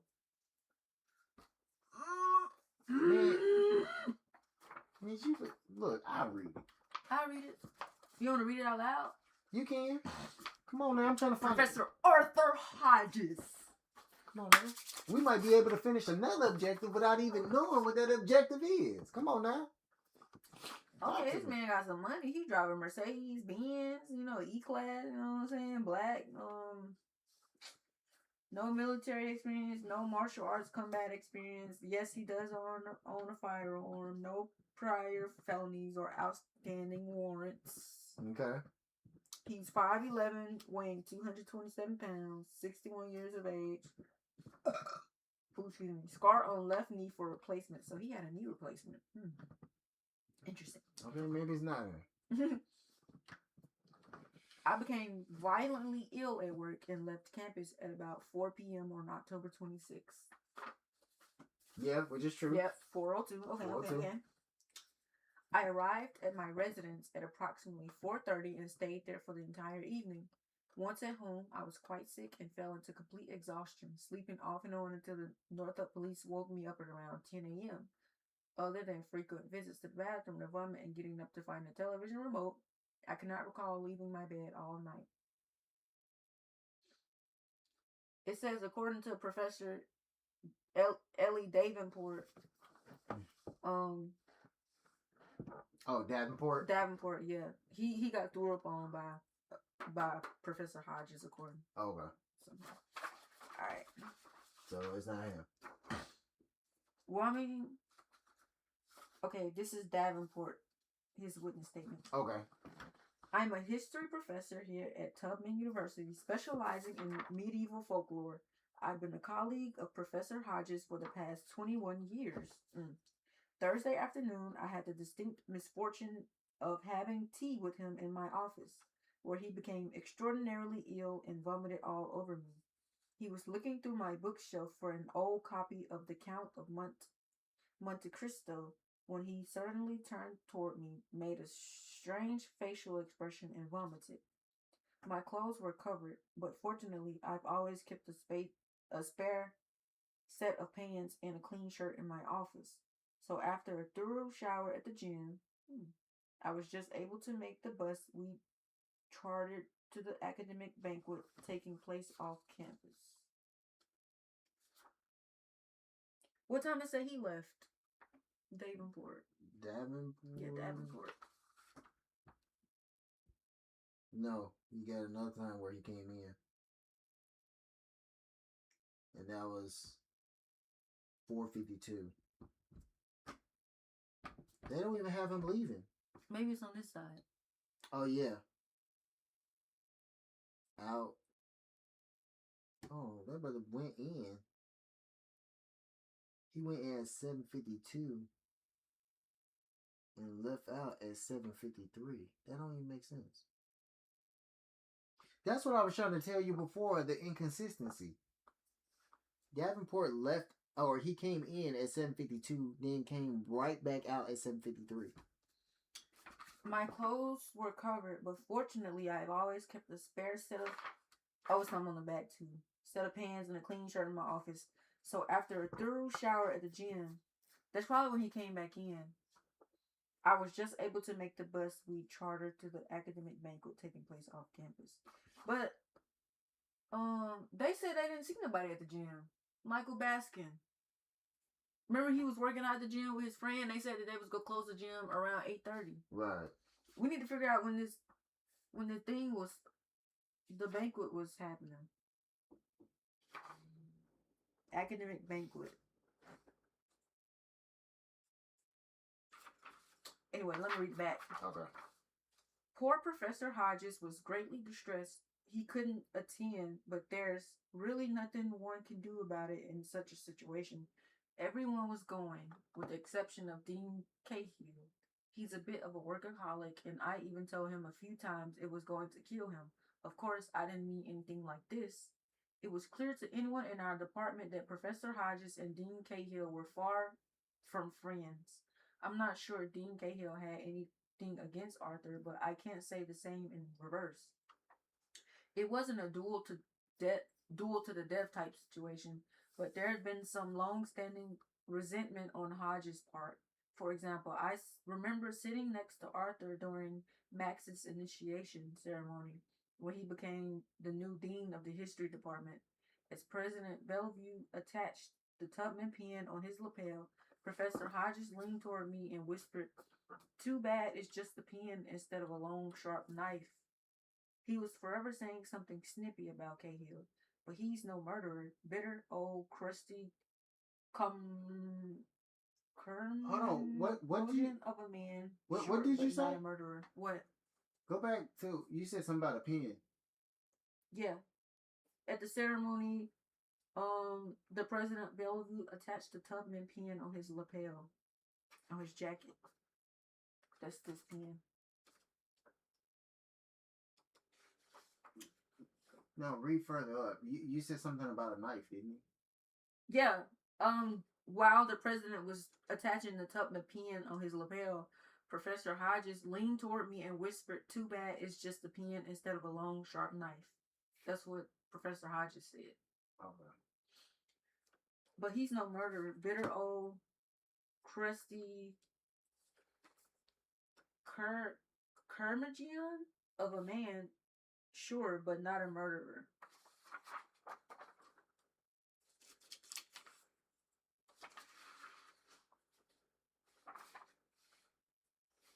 And then, why do I miss some? This is his interview with the police. You read this, huh? No, I haven't. Oh. Where his witness statement at? Who? Hodges. What you mean witness statement? Oh, never mind. I'm tripping. He wouldn't have a witness statement. Okay. Please state your full name for the record. Should I say like detective and then professor and then detective and then professor, or should I just read it straight on? You just read it straight on. Okay. Please state your full name for the record. Professor Arthur William Hodges. And you teach at Tubman with concentrations in both architectural history and the Civil War. Professor Hodges, how did you know Max Cahill? He was the newly appointed dean of the history department at Tubman. He also taught a couple classes for our department. How long have you known him? 14 years. He was one of my students and had only been dean a couple of months. A position I was in line for, but favoritism is prevalent at Tubman. How's that? Max was one of those young prodigies, and the president of the college, who's still the president, was so utterly impressed he took Max under his wing, becoming a father figure to him. And so here we are, or were rather, with a 29-year-old dean, still wet behind the ears, who never worked at Tubman a day in his life until becoming dean. Do I sense a hint of resentment, Professor? How very astute of you. It just say laughs. Yeah. How very astute of you to pick up on that. That position had been all but guaranteed to me. Then Max showed interest in returning to his alma mater, and like I said, here we are. Aside from that, did you have a good working relationship? I'm the ultimate professional, so I was perfectly cordial despite the fact that Max Cahill was still the pretentious little snot he'd always been. Can you elaborate on that? Max loved to one-up people, especially me. When he was 16, he openly challenged a point I was teaching concerning the Underground Railroad. He had no business doing that. Was he right? Excuse me. Max point. Was it right? Sometimes even experts don't have all the facts. So as it happened on this one particular point, mind you, it was just this one point, he had somehow gotten a hold of information I wasn't yet privy to. I take it that must have really gotten under his skin. If it had been handled privately, it wouldn't have, but he had to run to the president with it, who backed him 100% before the point was even proven. Once it was proven, word spread throughout the school like wildfire, and I was made the laughing stock. Please forgive me for speaking ill of the dead, but you asked. It must have been infuriating to have that pretentious little snot steal the position right from under you. He made you the laughing stock of Tubman for the second time. That's right, it was quite upsetting to say the least. And I bet it was so infuriating that you could barely see straight. Detective, I see precisely where you're going with this, and not only is it highly insulting, but it's not going to work. You are not going to pin this on me. Yes, I despise the little instigator, but that certainly doesn't mean I stoop to murder. But why not? He made your laughing stock twice already. Given his track record, the third, fourth, and maybe even fifth times were probably just around the corner. You're a distinguished member of the faculty and a noted historian. You didn't need that. Plus, that was your job you took. With him out of the way, you could have what you rightly deserved. These insinuations are preposterous. Are they, Professor? Tell me, where were you last night between 8 and 8:30? I was supposed to attend an academic banquet in the city where I was scheduled to be a keynote speaker, but I had to bow out as I got extremely sick at work that afternoon. How sick? A case of sniffles? Do not condescend me. Do not condescend to me. If you must know, I became violently ill shortly before we were to leave. I vomited at work. Any witnesses? Indeed, there was. Talked to Ellie Davenport, medieval folklore. We were having tea together in his office, and I threw up all over him. Now, if you don't have any other questions, I have things I need to attend to. Bear with me, Professor, just a moment more. By the way, you seem fine now. Must have recovered quickly. What time did you leave work? I believe it was right around 4 in the afternoon. So did you puke your guts out at home as well? Yes, I was extraordinarily ill for some time. Sounded serious. Did you call the doctor? No, but I spent the rest of the night in bed. Did Miss Hodges make you any chicken soup? Miss Hodges and I have been divorced for 13 years. I live by myself. Did you sleep straight through till morning? I don't see what this has to do with anything, but no, I didn't. I woke several times to vomit. The first time was around 8 p.m. I had some ginger tea to help settle my stomach and watched Murder, She Wrote. I can even tell you who did it, if you like to know that too. No need, I'm a huge fan. I would have watched it too, but it was a rerun. Wish I could say I was able to sleep it off, but I was back and forth from the bedroom to the bathroom all night. I even vomited a few times this morning, and I'm still not feeling well right now. I have several other things that are more important to me than talking to you about Max Cahill. Are you finished? For now, end of interview. Well, that dude didn't like that, brother. Took his job, made him out to be a joke.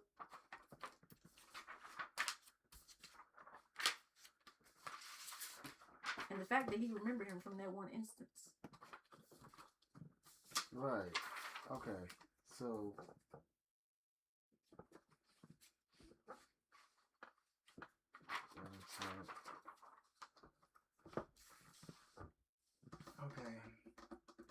suspect photo. Red Rhymes. Person of interest. Hodges.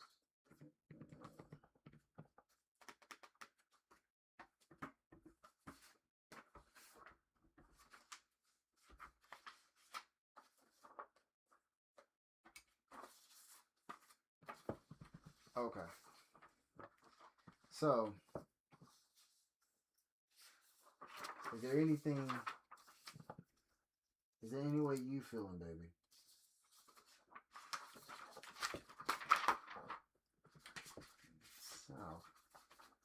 So the banquet that they were going to attend must have been around 8.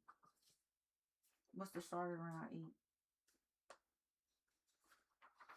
In which Hodges then go, what's that down there? This is the ex-fiance's witness statement of how she found the body and how she knew him. Oh, so this is Kay Hill's ex-wife? Ex-fiance. Did I say ex-wife? No, ex-fiance. Okay. Yeah. I felt like that wasn't important. I don't think I read this one yet, though. Greg Grimes. Right. Have you read it? I haven't. I haven't read any of these, by the way. Oh, I haven't read Robert Fallon. Okay. Well, I can read his then. Oh, wait. This is the description of evidence. It doesn't mention the pen.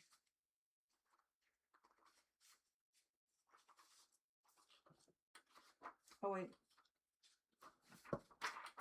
Oh, yes, it do.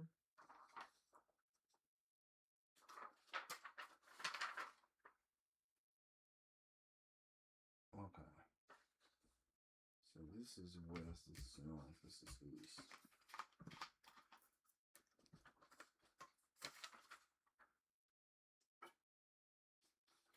I don't know why, but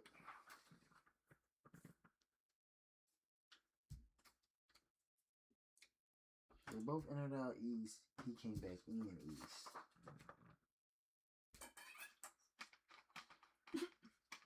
You okay? Mm-hmm.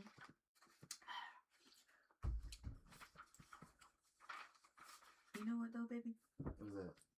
While we solving this. Mm-hmm. Oh yeah.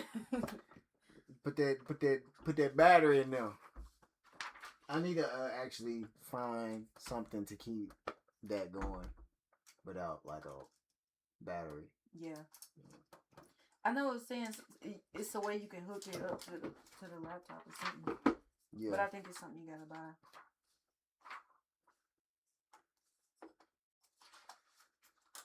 I think I gotta tinkle.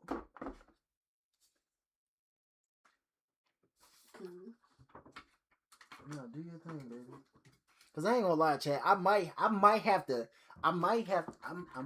shut up and get in my bag. You know what I'm saying? Cause I don't like being stomped like this. I don't blame you, baby.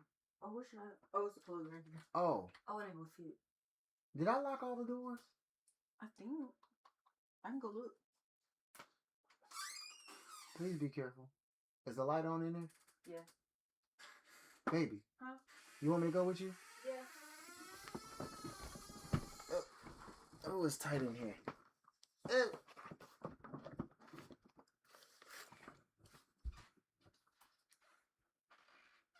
My bad, Chad. I don't mean to put it in your face like that. My bad. It's tight up in here.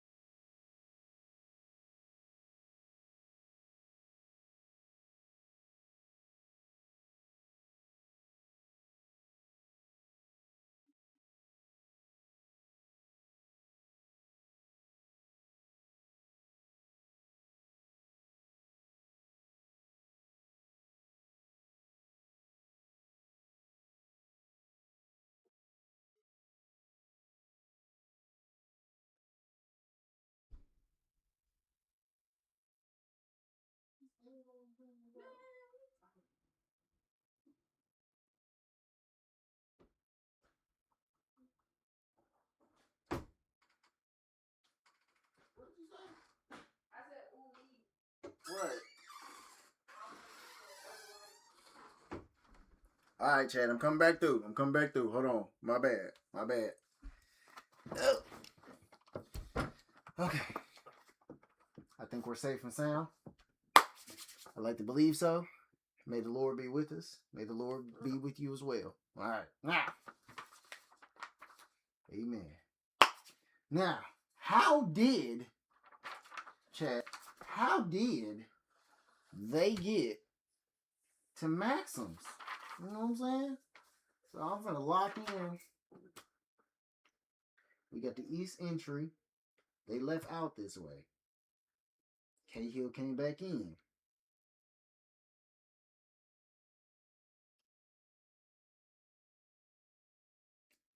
Okay, this says hall.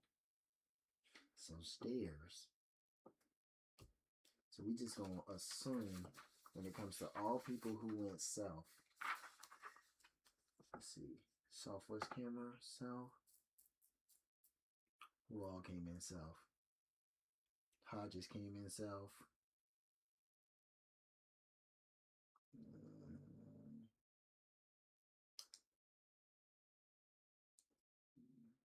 He came in west. Alright, I'm back. Okay, so what's this? Why this?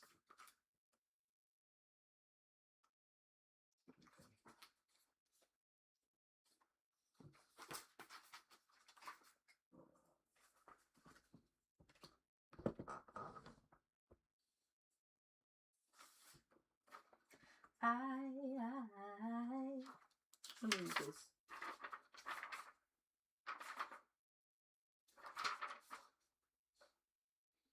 Which part the front?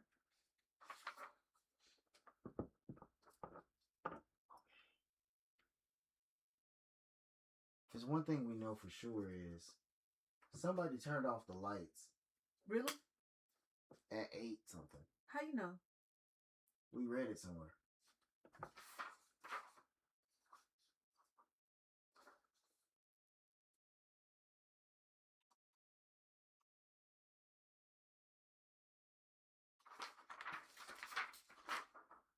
I know for sure we saw that somewhere.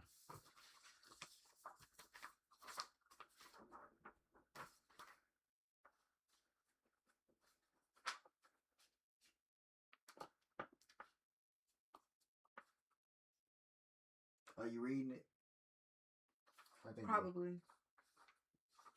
It says, because Paul Olsen, every day, he does his security check between 7:10 p.m. and 7:55 p.m.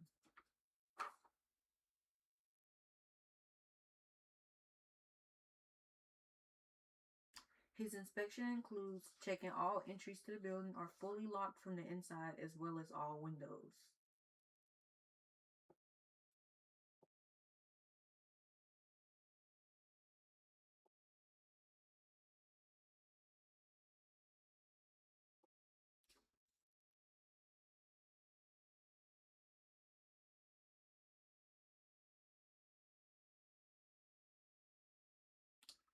Paul Olsen reports that Mr. Cahill requested an exception to the rule of no individuals inside that building past 8 p.m. Oh, so only him.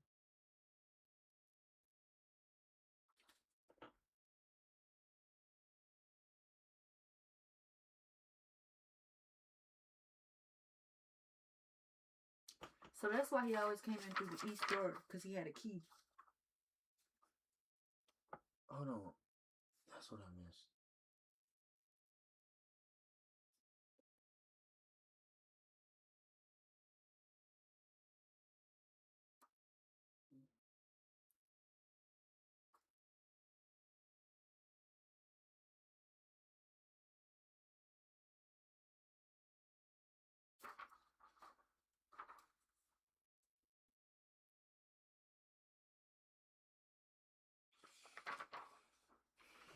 Hold on.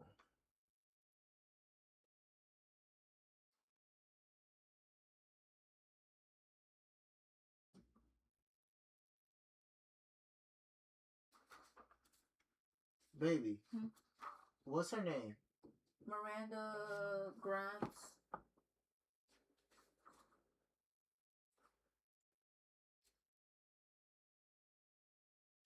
Hold on. So Cahill was married to the woman that found him?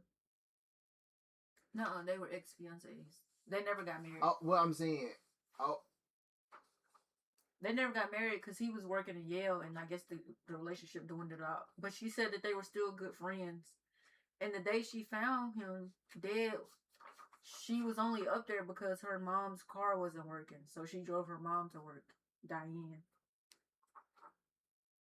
but that's not true. She visited the same day he was murdered. Miranda, she came in at 11:53. She left at 11:57. Oh, I don't know why she was there. I mean, she said that they were really good friends.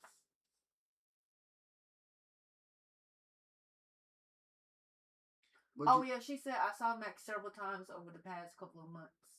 I frequently stop in to visit and we'd all have lunch. So that must be the lunch period. What time you say? what when she came in? Mm-hmm. 11:53. And then she left at 11:57. But no, so baby, this is okay. This is what's bothering me. I found the inconsistency. So now I'm looking at Greg. Yeah, I haven't read his stuff yet, but you can read it. Okay, so no, this is all I'm saying. Prime suspects on the call log, camera log. Sorry, we have Michael Baskins. We have Alex Jameson without even realizing it because I just found him. We have Professor Arthur Hodges, and we have Robert Fallon. We don't have Greg anywhere. Right. We don't have Greg or AJ. What'd you say? You just found them? No, AJ is on here. Where? If you come here and you see prime suspects, it says victim's old college roommate, a vagrant. Oh, unknown vagrant. Vagrant with the bottle. bottle.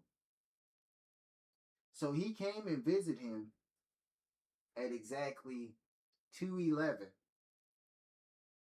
and then he left 2:30. So you think the unknown student is Greg? It's a possibility. But when I read it, it says current husband of victim's ex-fiance was jealous of the victim's relationship with his wife and heard saying he wanted to kill victim. But what I'm saying is that he doesn't show up on the surveillance log. So why is he considered a prime suspect? So that's probably why we need to read it. Yeah. I'm going to finish reading this too. Okay.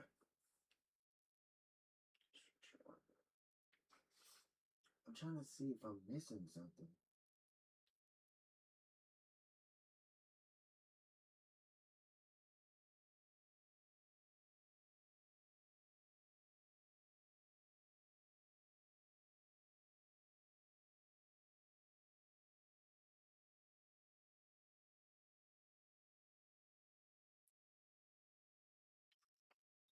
Can I see this map? Yeah.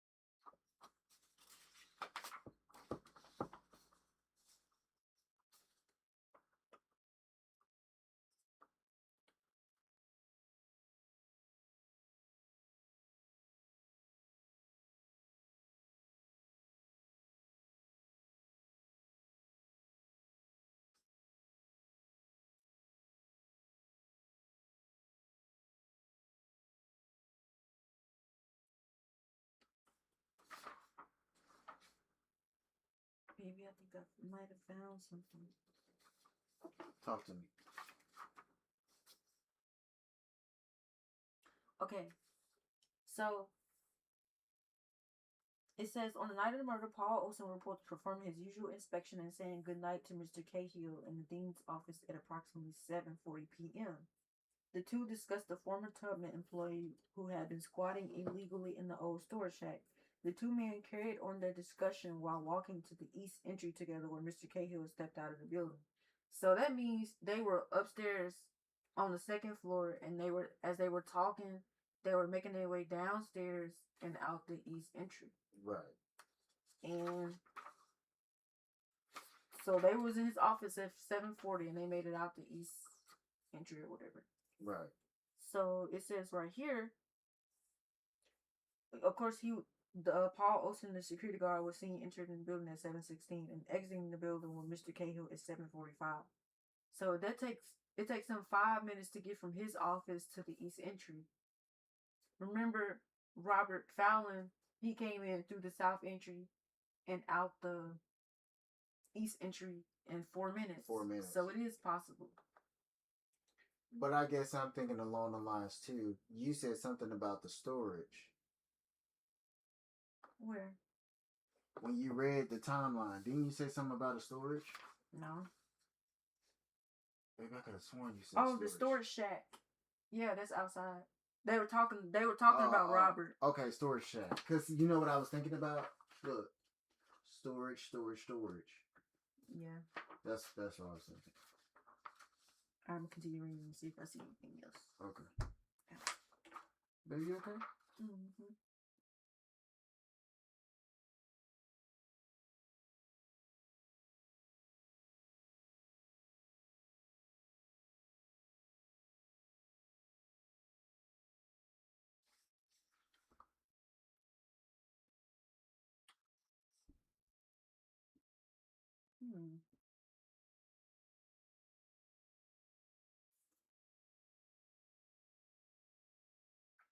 Okay, I see where you was talking about the light.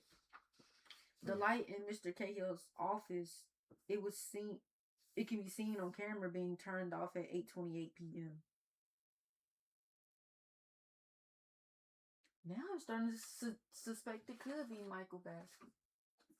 Because remember, they was at the gym and he was saying that his friend was supposed to be closing the gym at 8:30. Yeah, and then when went to the gym, he said there was nobody in there. He said they were the only two in there. Michael Baskin said that? No, his friend that they work out with. His friend were working out in the gym. Yeah. And then in his witness statement, it says that they had the gym to themselves. We had the place to ourselves after 7:15. So we decided to do a few supersets. I was going to close up earlier around 8:30 when we were done. Michael got lightheaded and almost passed out while doing concentration curls. So he was like, he was going to go get food, but he never got food. He just ended up going home because he was saying that he didn't have any money to afford food. So he went to his dorm. Oh, that's thunder. So he went to his dorm and he said he ate some stale chips. Baby, that's the inconsistency. What? They were working out at 7:15.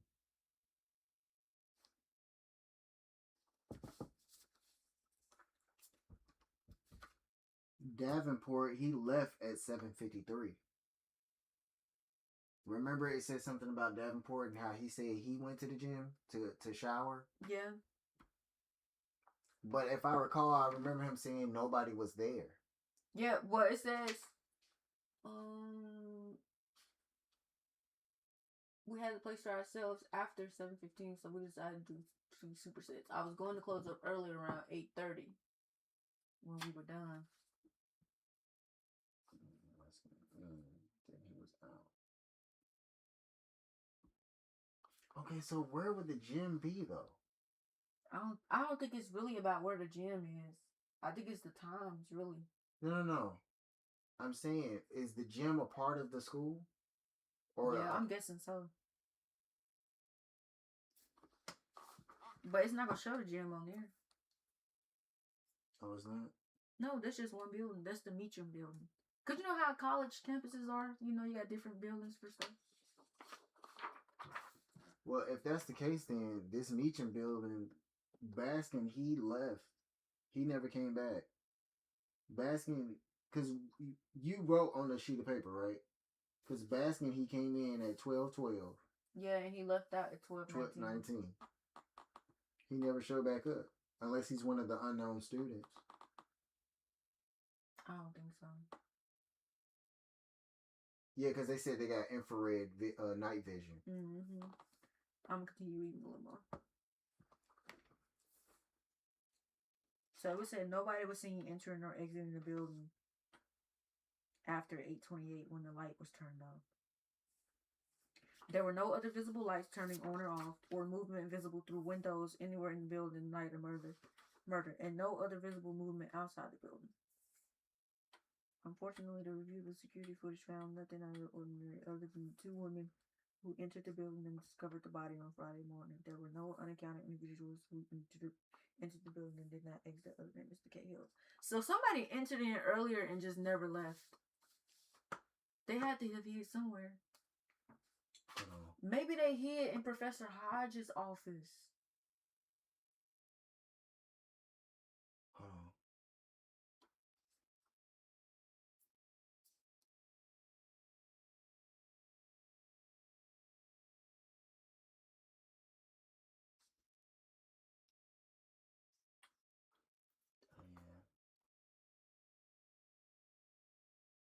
See, Diane came in at 8:13 on the 27th.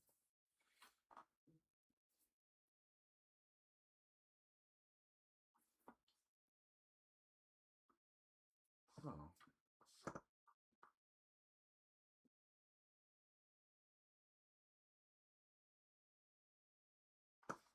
So this makes no sense. She said when she finally got to the office.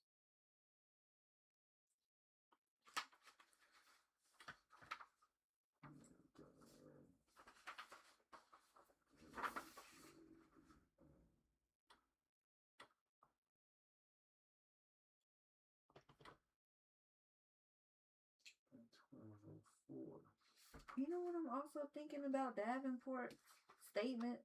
He said he went to the gym to shower, but it shows that they have a bathroom in the basement.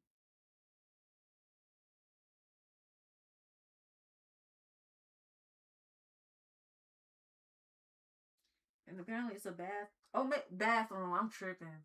Bathroom, like just regular bathroom. Man. Hold on. I'm kind of confused. So, yesterday morning, I was having trouble. This is Diane Hart now.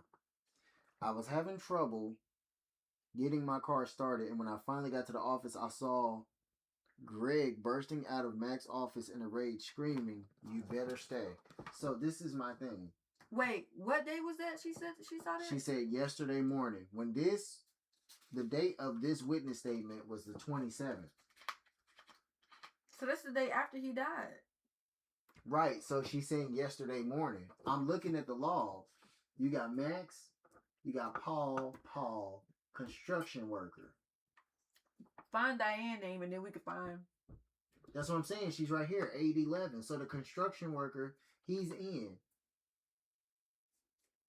So he must be the construction worker. Where his blue page at? What his job description is? He didn't have one? Oh, there it is. I'm gonna look. Yep.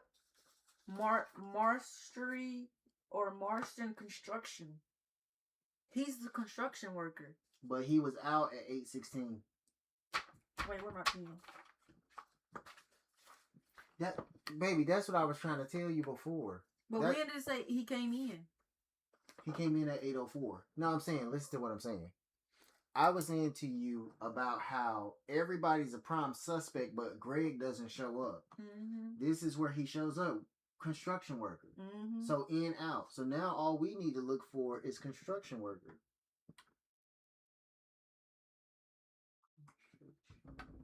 On the 26th, he was in right here. Right, but he was out. I'm trying to find a way that he got back in. I know, but let me write what in? He came in at 8:04 South. And then back out with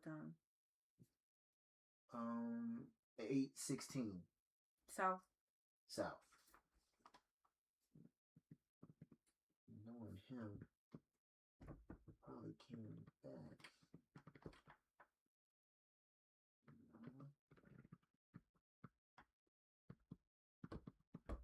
Who is Myron? Myron Rowan.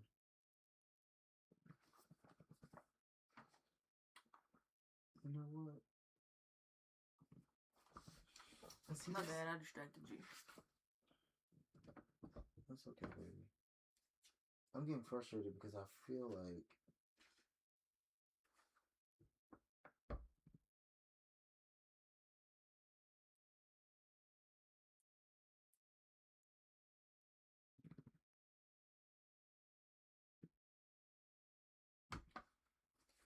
Do I have any more pictures?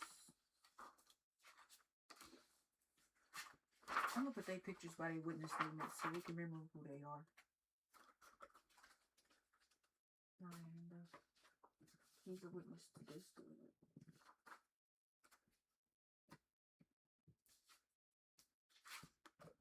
Professor is a witness for this student.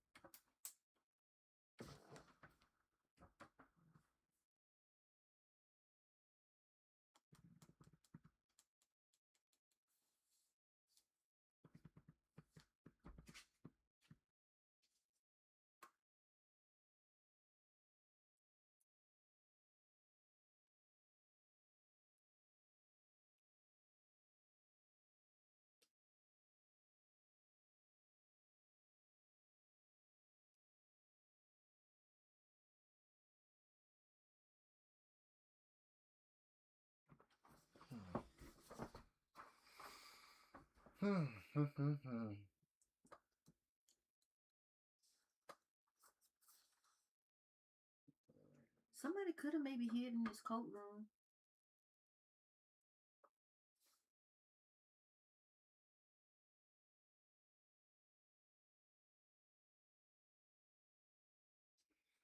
Okay.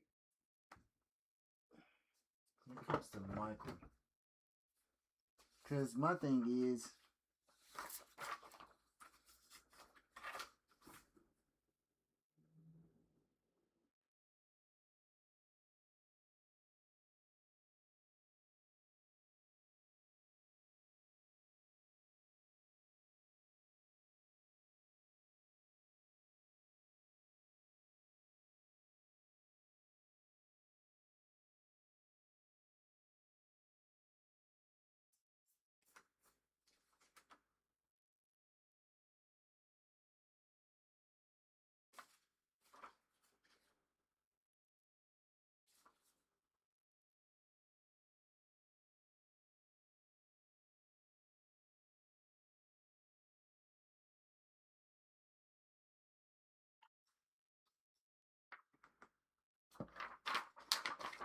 And apparently, the Greg dude do have military. I mean, he got military and martial arts experience.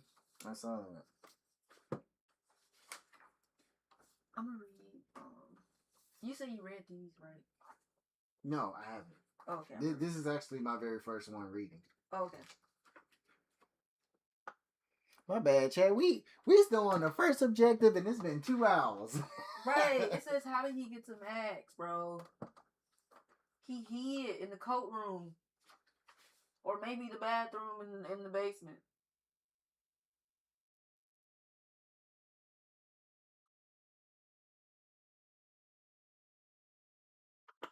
Okay, so I'm not gonna lie to you. We gonna come back to Greg. But I remember it do say in like the security stuff that like when you leave out of the east exit, once you start walking towards the pedestrian bridge, like you end up being out of camera. But still, they wouldn't explain, man. Somebody was hiding in there, bro. This is what I'm thinking. Or maybe with Greg being a construction worker, he rigged something on top of the roof in the dude's office and it fell and hit him in the head. So this is the thing. I don't think Greg did it actually. He was with one of his friends from 7 to 10:30. Yeah, I saw that, but he could have rigged something to fall on the dude's head. He a construction worker. I'm just kidding. I don't know. I'm just talking. Where the dead body report at? Oh, I didn't read this. He did. That was the first thing we read. Yeah.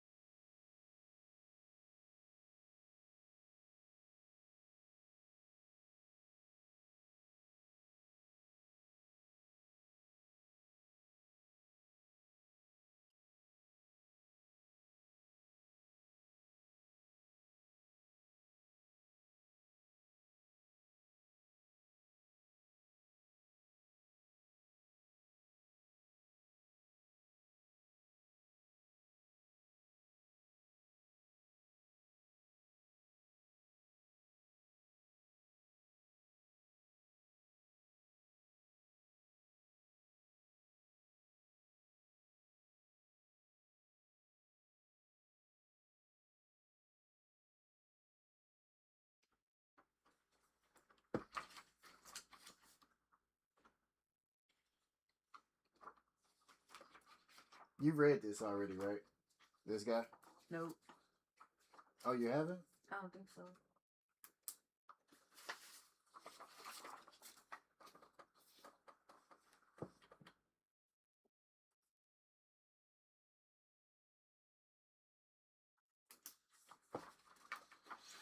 I'm gonna read Alex's stuff. Not Bartholomew.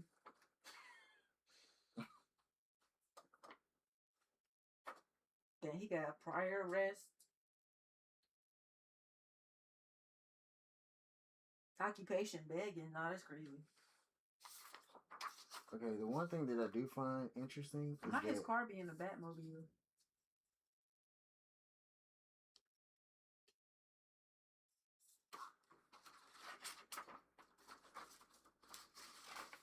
he didn't show up to the meeting.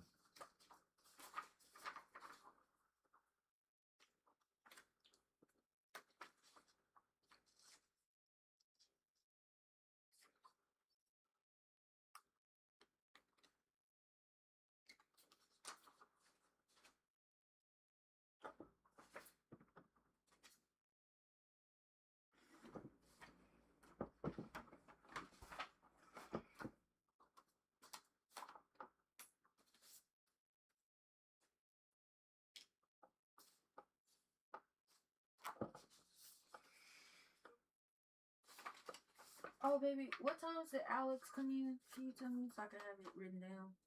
My bad. Or I can look. Oh. Alex who? AJ the Vagrant. Oh, the Vagrant, he came in at, if I remember, he came in at 2:11 Which door? West.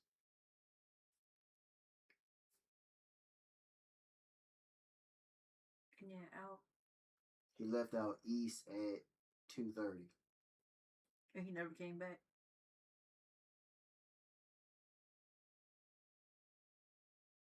He never came back.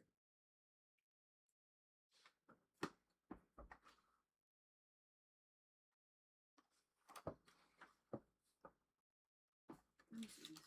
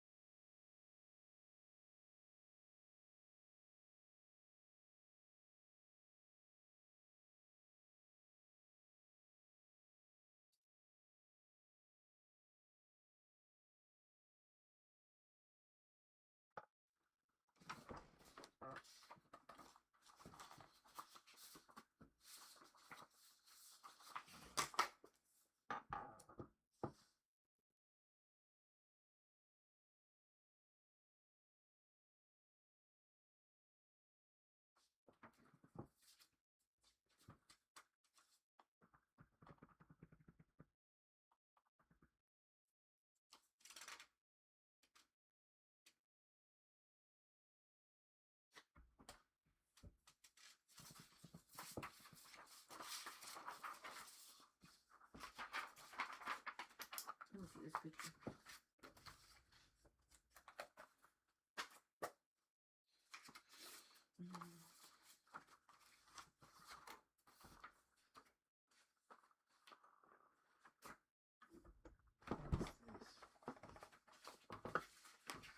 Miranda, I put her picture on there so we can know where you're from.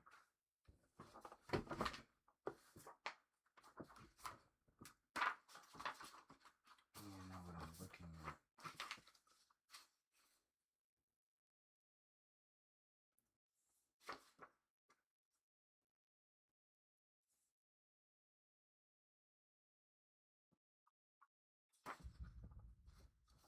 This is so crazy, baby.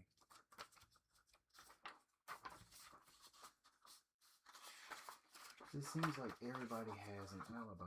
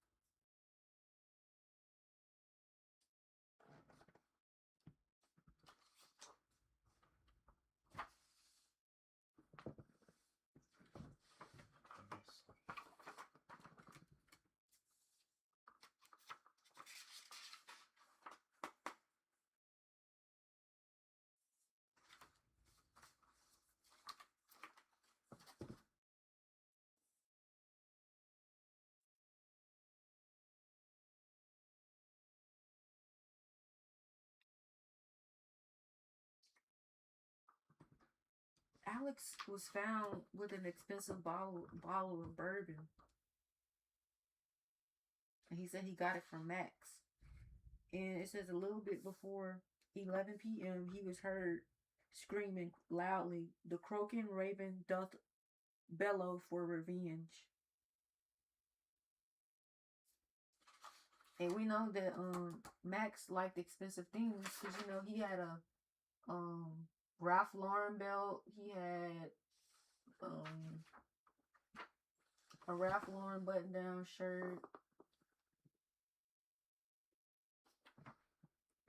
a striped Ralph Lauren tie. I'm gonna read his interview though.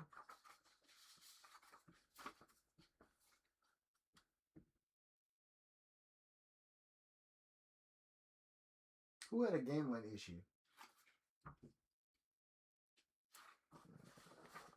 It was Robert, wasn't it? I can't remember. Where's that picture? Picture who? Picture with his watch and stuff. Oh, you said who had a what? Gambling problem? Yep, RF. The red.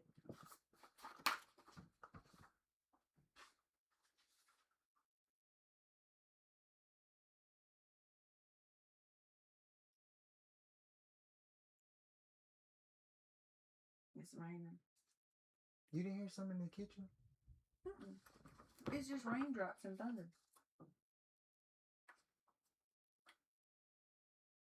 Okay. No bad, Chad. Maybe I'm being a little paranoid.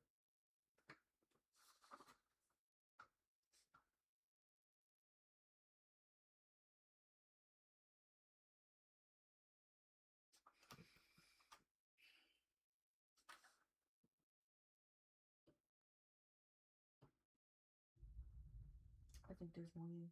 Oh.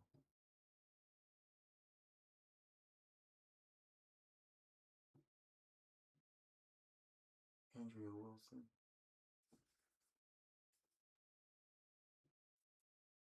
AJ.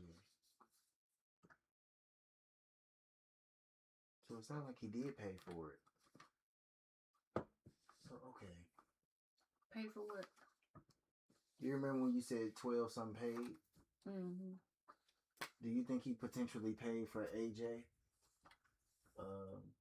in his habit? Mm-hmm. Like, I don't know what the S word means. Syrian or something.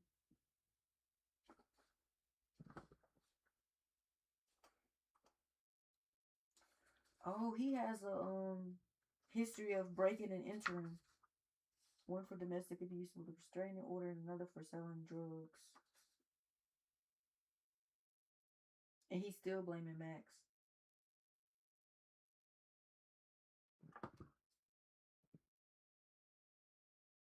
You know what? Alex did it.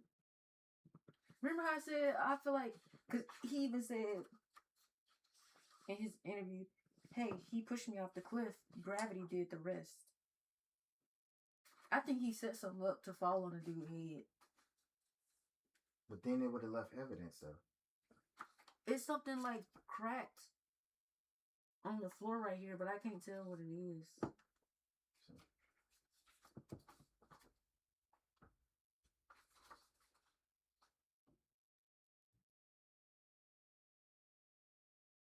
But I feel like they would know that was a weapon. Yeah, it got blood on it, I think.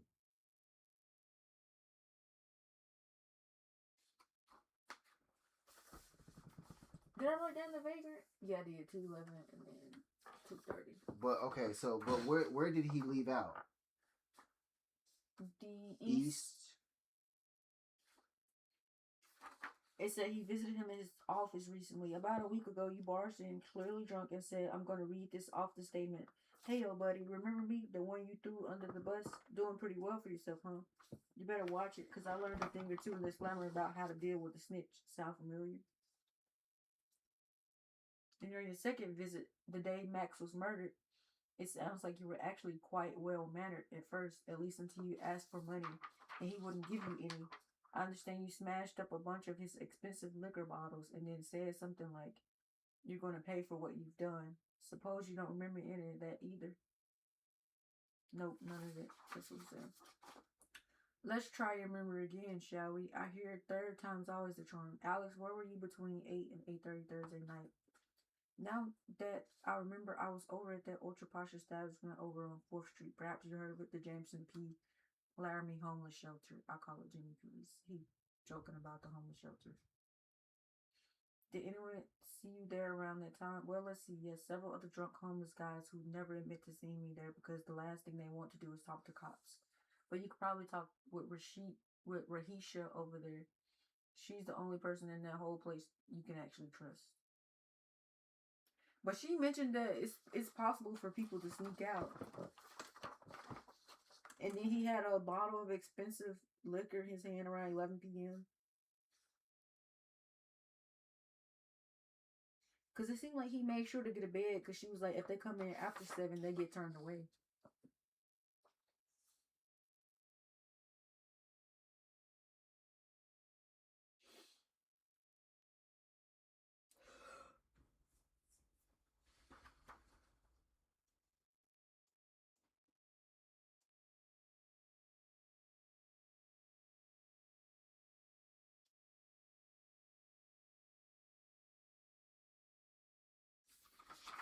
Alex Jameson killed him.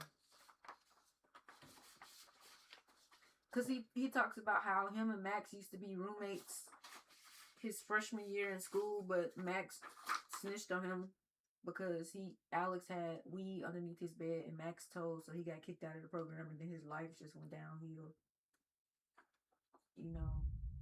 And then he's just a smart aleck. He says both of them were like the two boy wonders of Northups. And he keeps saying that my intellect was far superior. And then he was even like, "Sure thing, Sherlock." Because when you think about it, this murder case is given the locked room theory.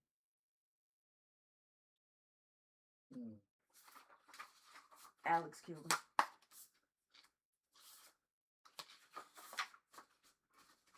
But when would we have time to do that? Because according to reports, he broke several bottles. And then he walked away. However, your theory still stands. It's supposed to be a spherical object. It could have been a wine bottle or any bottle of any kind. Yeah. Because at the bottom, it has like a spherical shape, like a circle. And then he mentioned like, I was pushed off off the cliff, you know, gravity did the rest. Hey, he pushed me off the cliff. Gravity did the rest. But it's something that bothers me about all of this stuff. It still doesn't explain, because if we're just going off the log, let's say that he could have been the unknown adult. The unknown adult still left at 2:57. So now I'm looking at students. All students out. The last student out was at 3:39.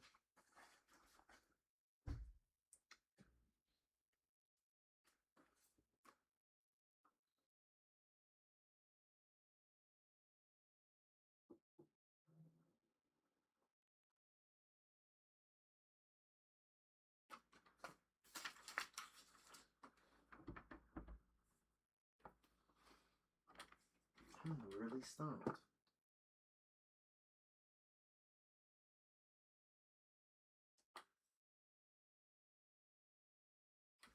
Yeah, Chad, I'm stumped with this one. Because I know you're saying, baby, we need to focus on how they got to him. But I guess what I'm saying is, if we know at least who did it, we can focus in on them, and then it will slim down all the possibilities. Because I was looking at Greg, but he's the construction worker. What's a portico? I'm just trying my best not to use the phone at all. I do not know. A structure consisting of a roof supported by columns at regular intervals, typically attached as a porch to a building.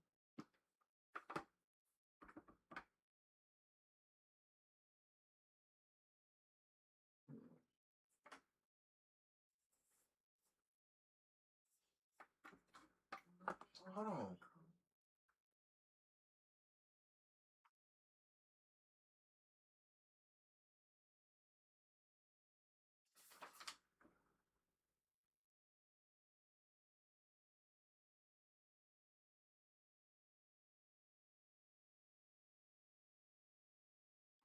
I just realized this is the only room that isn't labeled.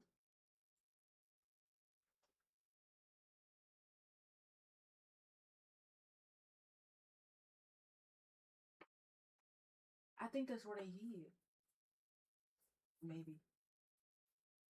And then you also got to remember, too. And I feel like this is a hint. The Knickers Pub mystery. Workers tearing down the facade of this now closed infamous bar in Lindale and Lake uncovered a lovely old portico. If you have photos or other information showing the building as it was, please call my office. So I had to look up what a portico was because I never heard of it before. But it says... I'm sorry, y'all storming outside. Yeah. A structure consisting of a roof supported by columns at regular intervals, typically attached as a porch to a building. And we know that this... I think I know. Marston Architects. Marston Construction, right? It says drawing date August 26, 1839. So this could be a really old rendition of the thing. They could have here. This could be the hidden portico. Right. And then this is what? The CDB. Yeah. What is this? The Meacham building.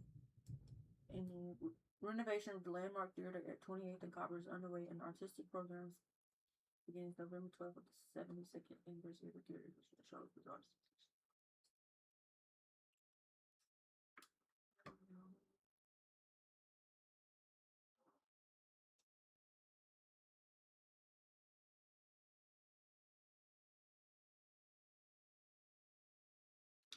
I feel like this is a hint too. Our neighborhood, home to the best coffee houses in Atlanta, is about to become famous for it. A new TV show called Cafe is being filmed at the Bean Palace, 27th and Royale. The show's main character lives in an apartment above the coffee shop and listens to conversations through the floor with a stethoscope. The show is produced locally with local talent. It should be on Channel 8 by the time you read this. Called and Met and then it shows.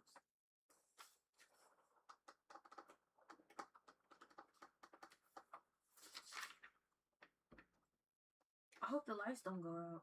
Me too, baby.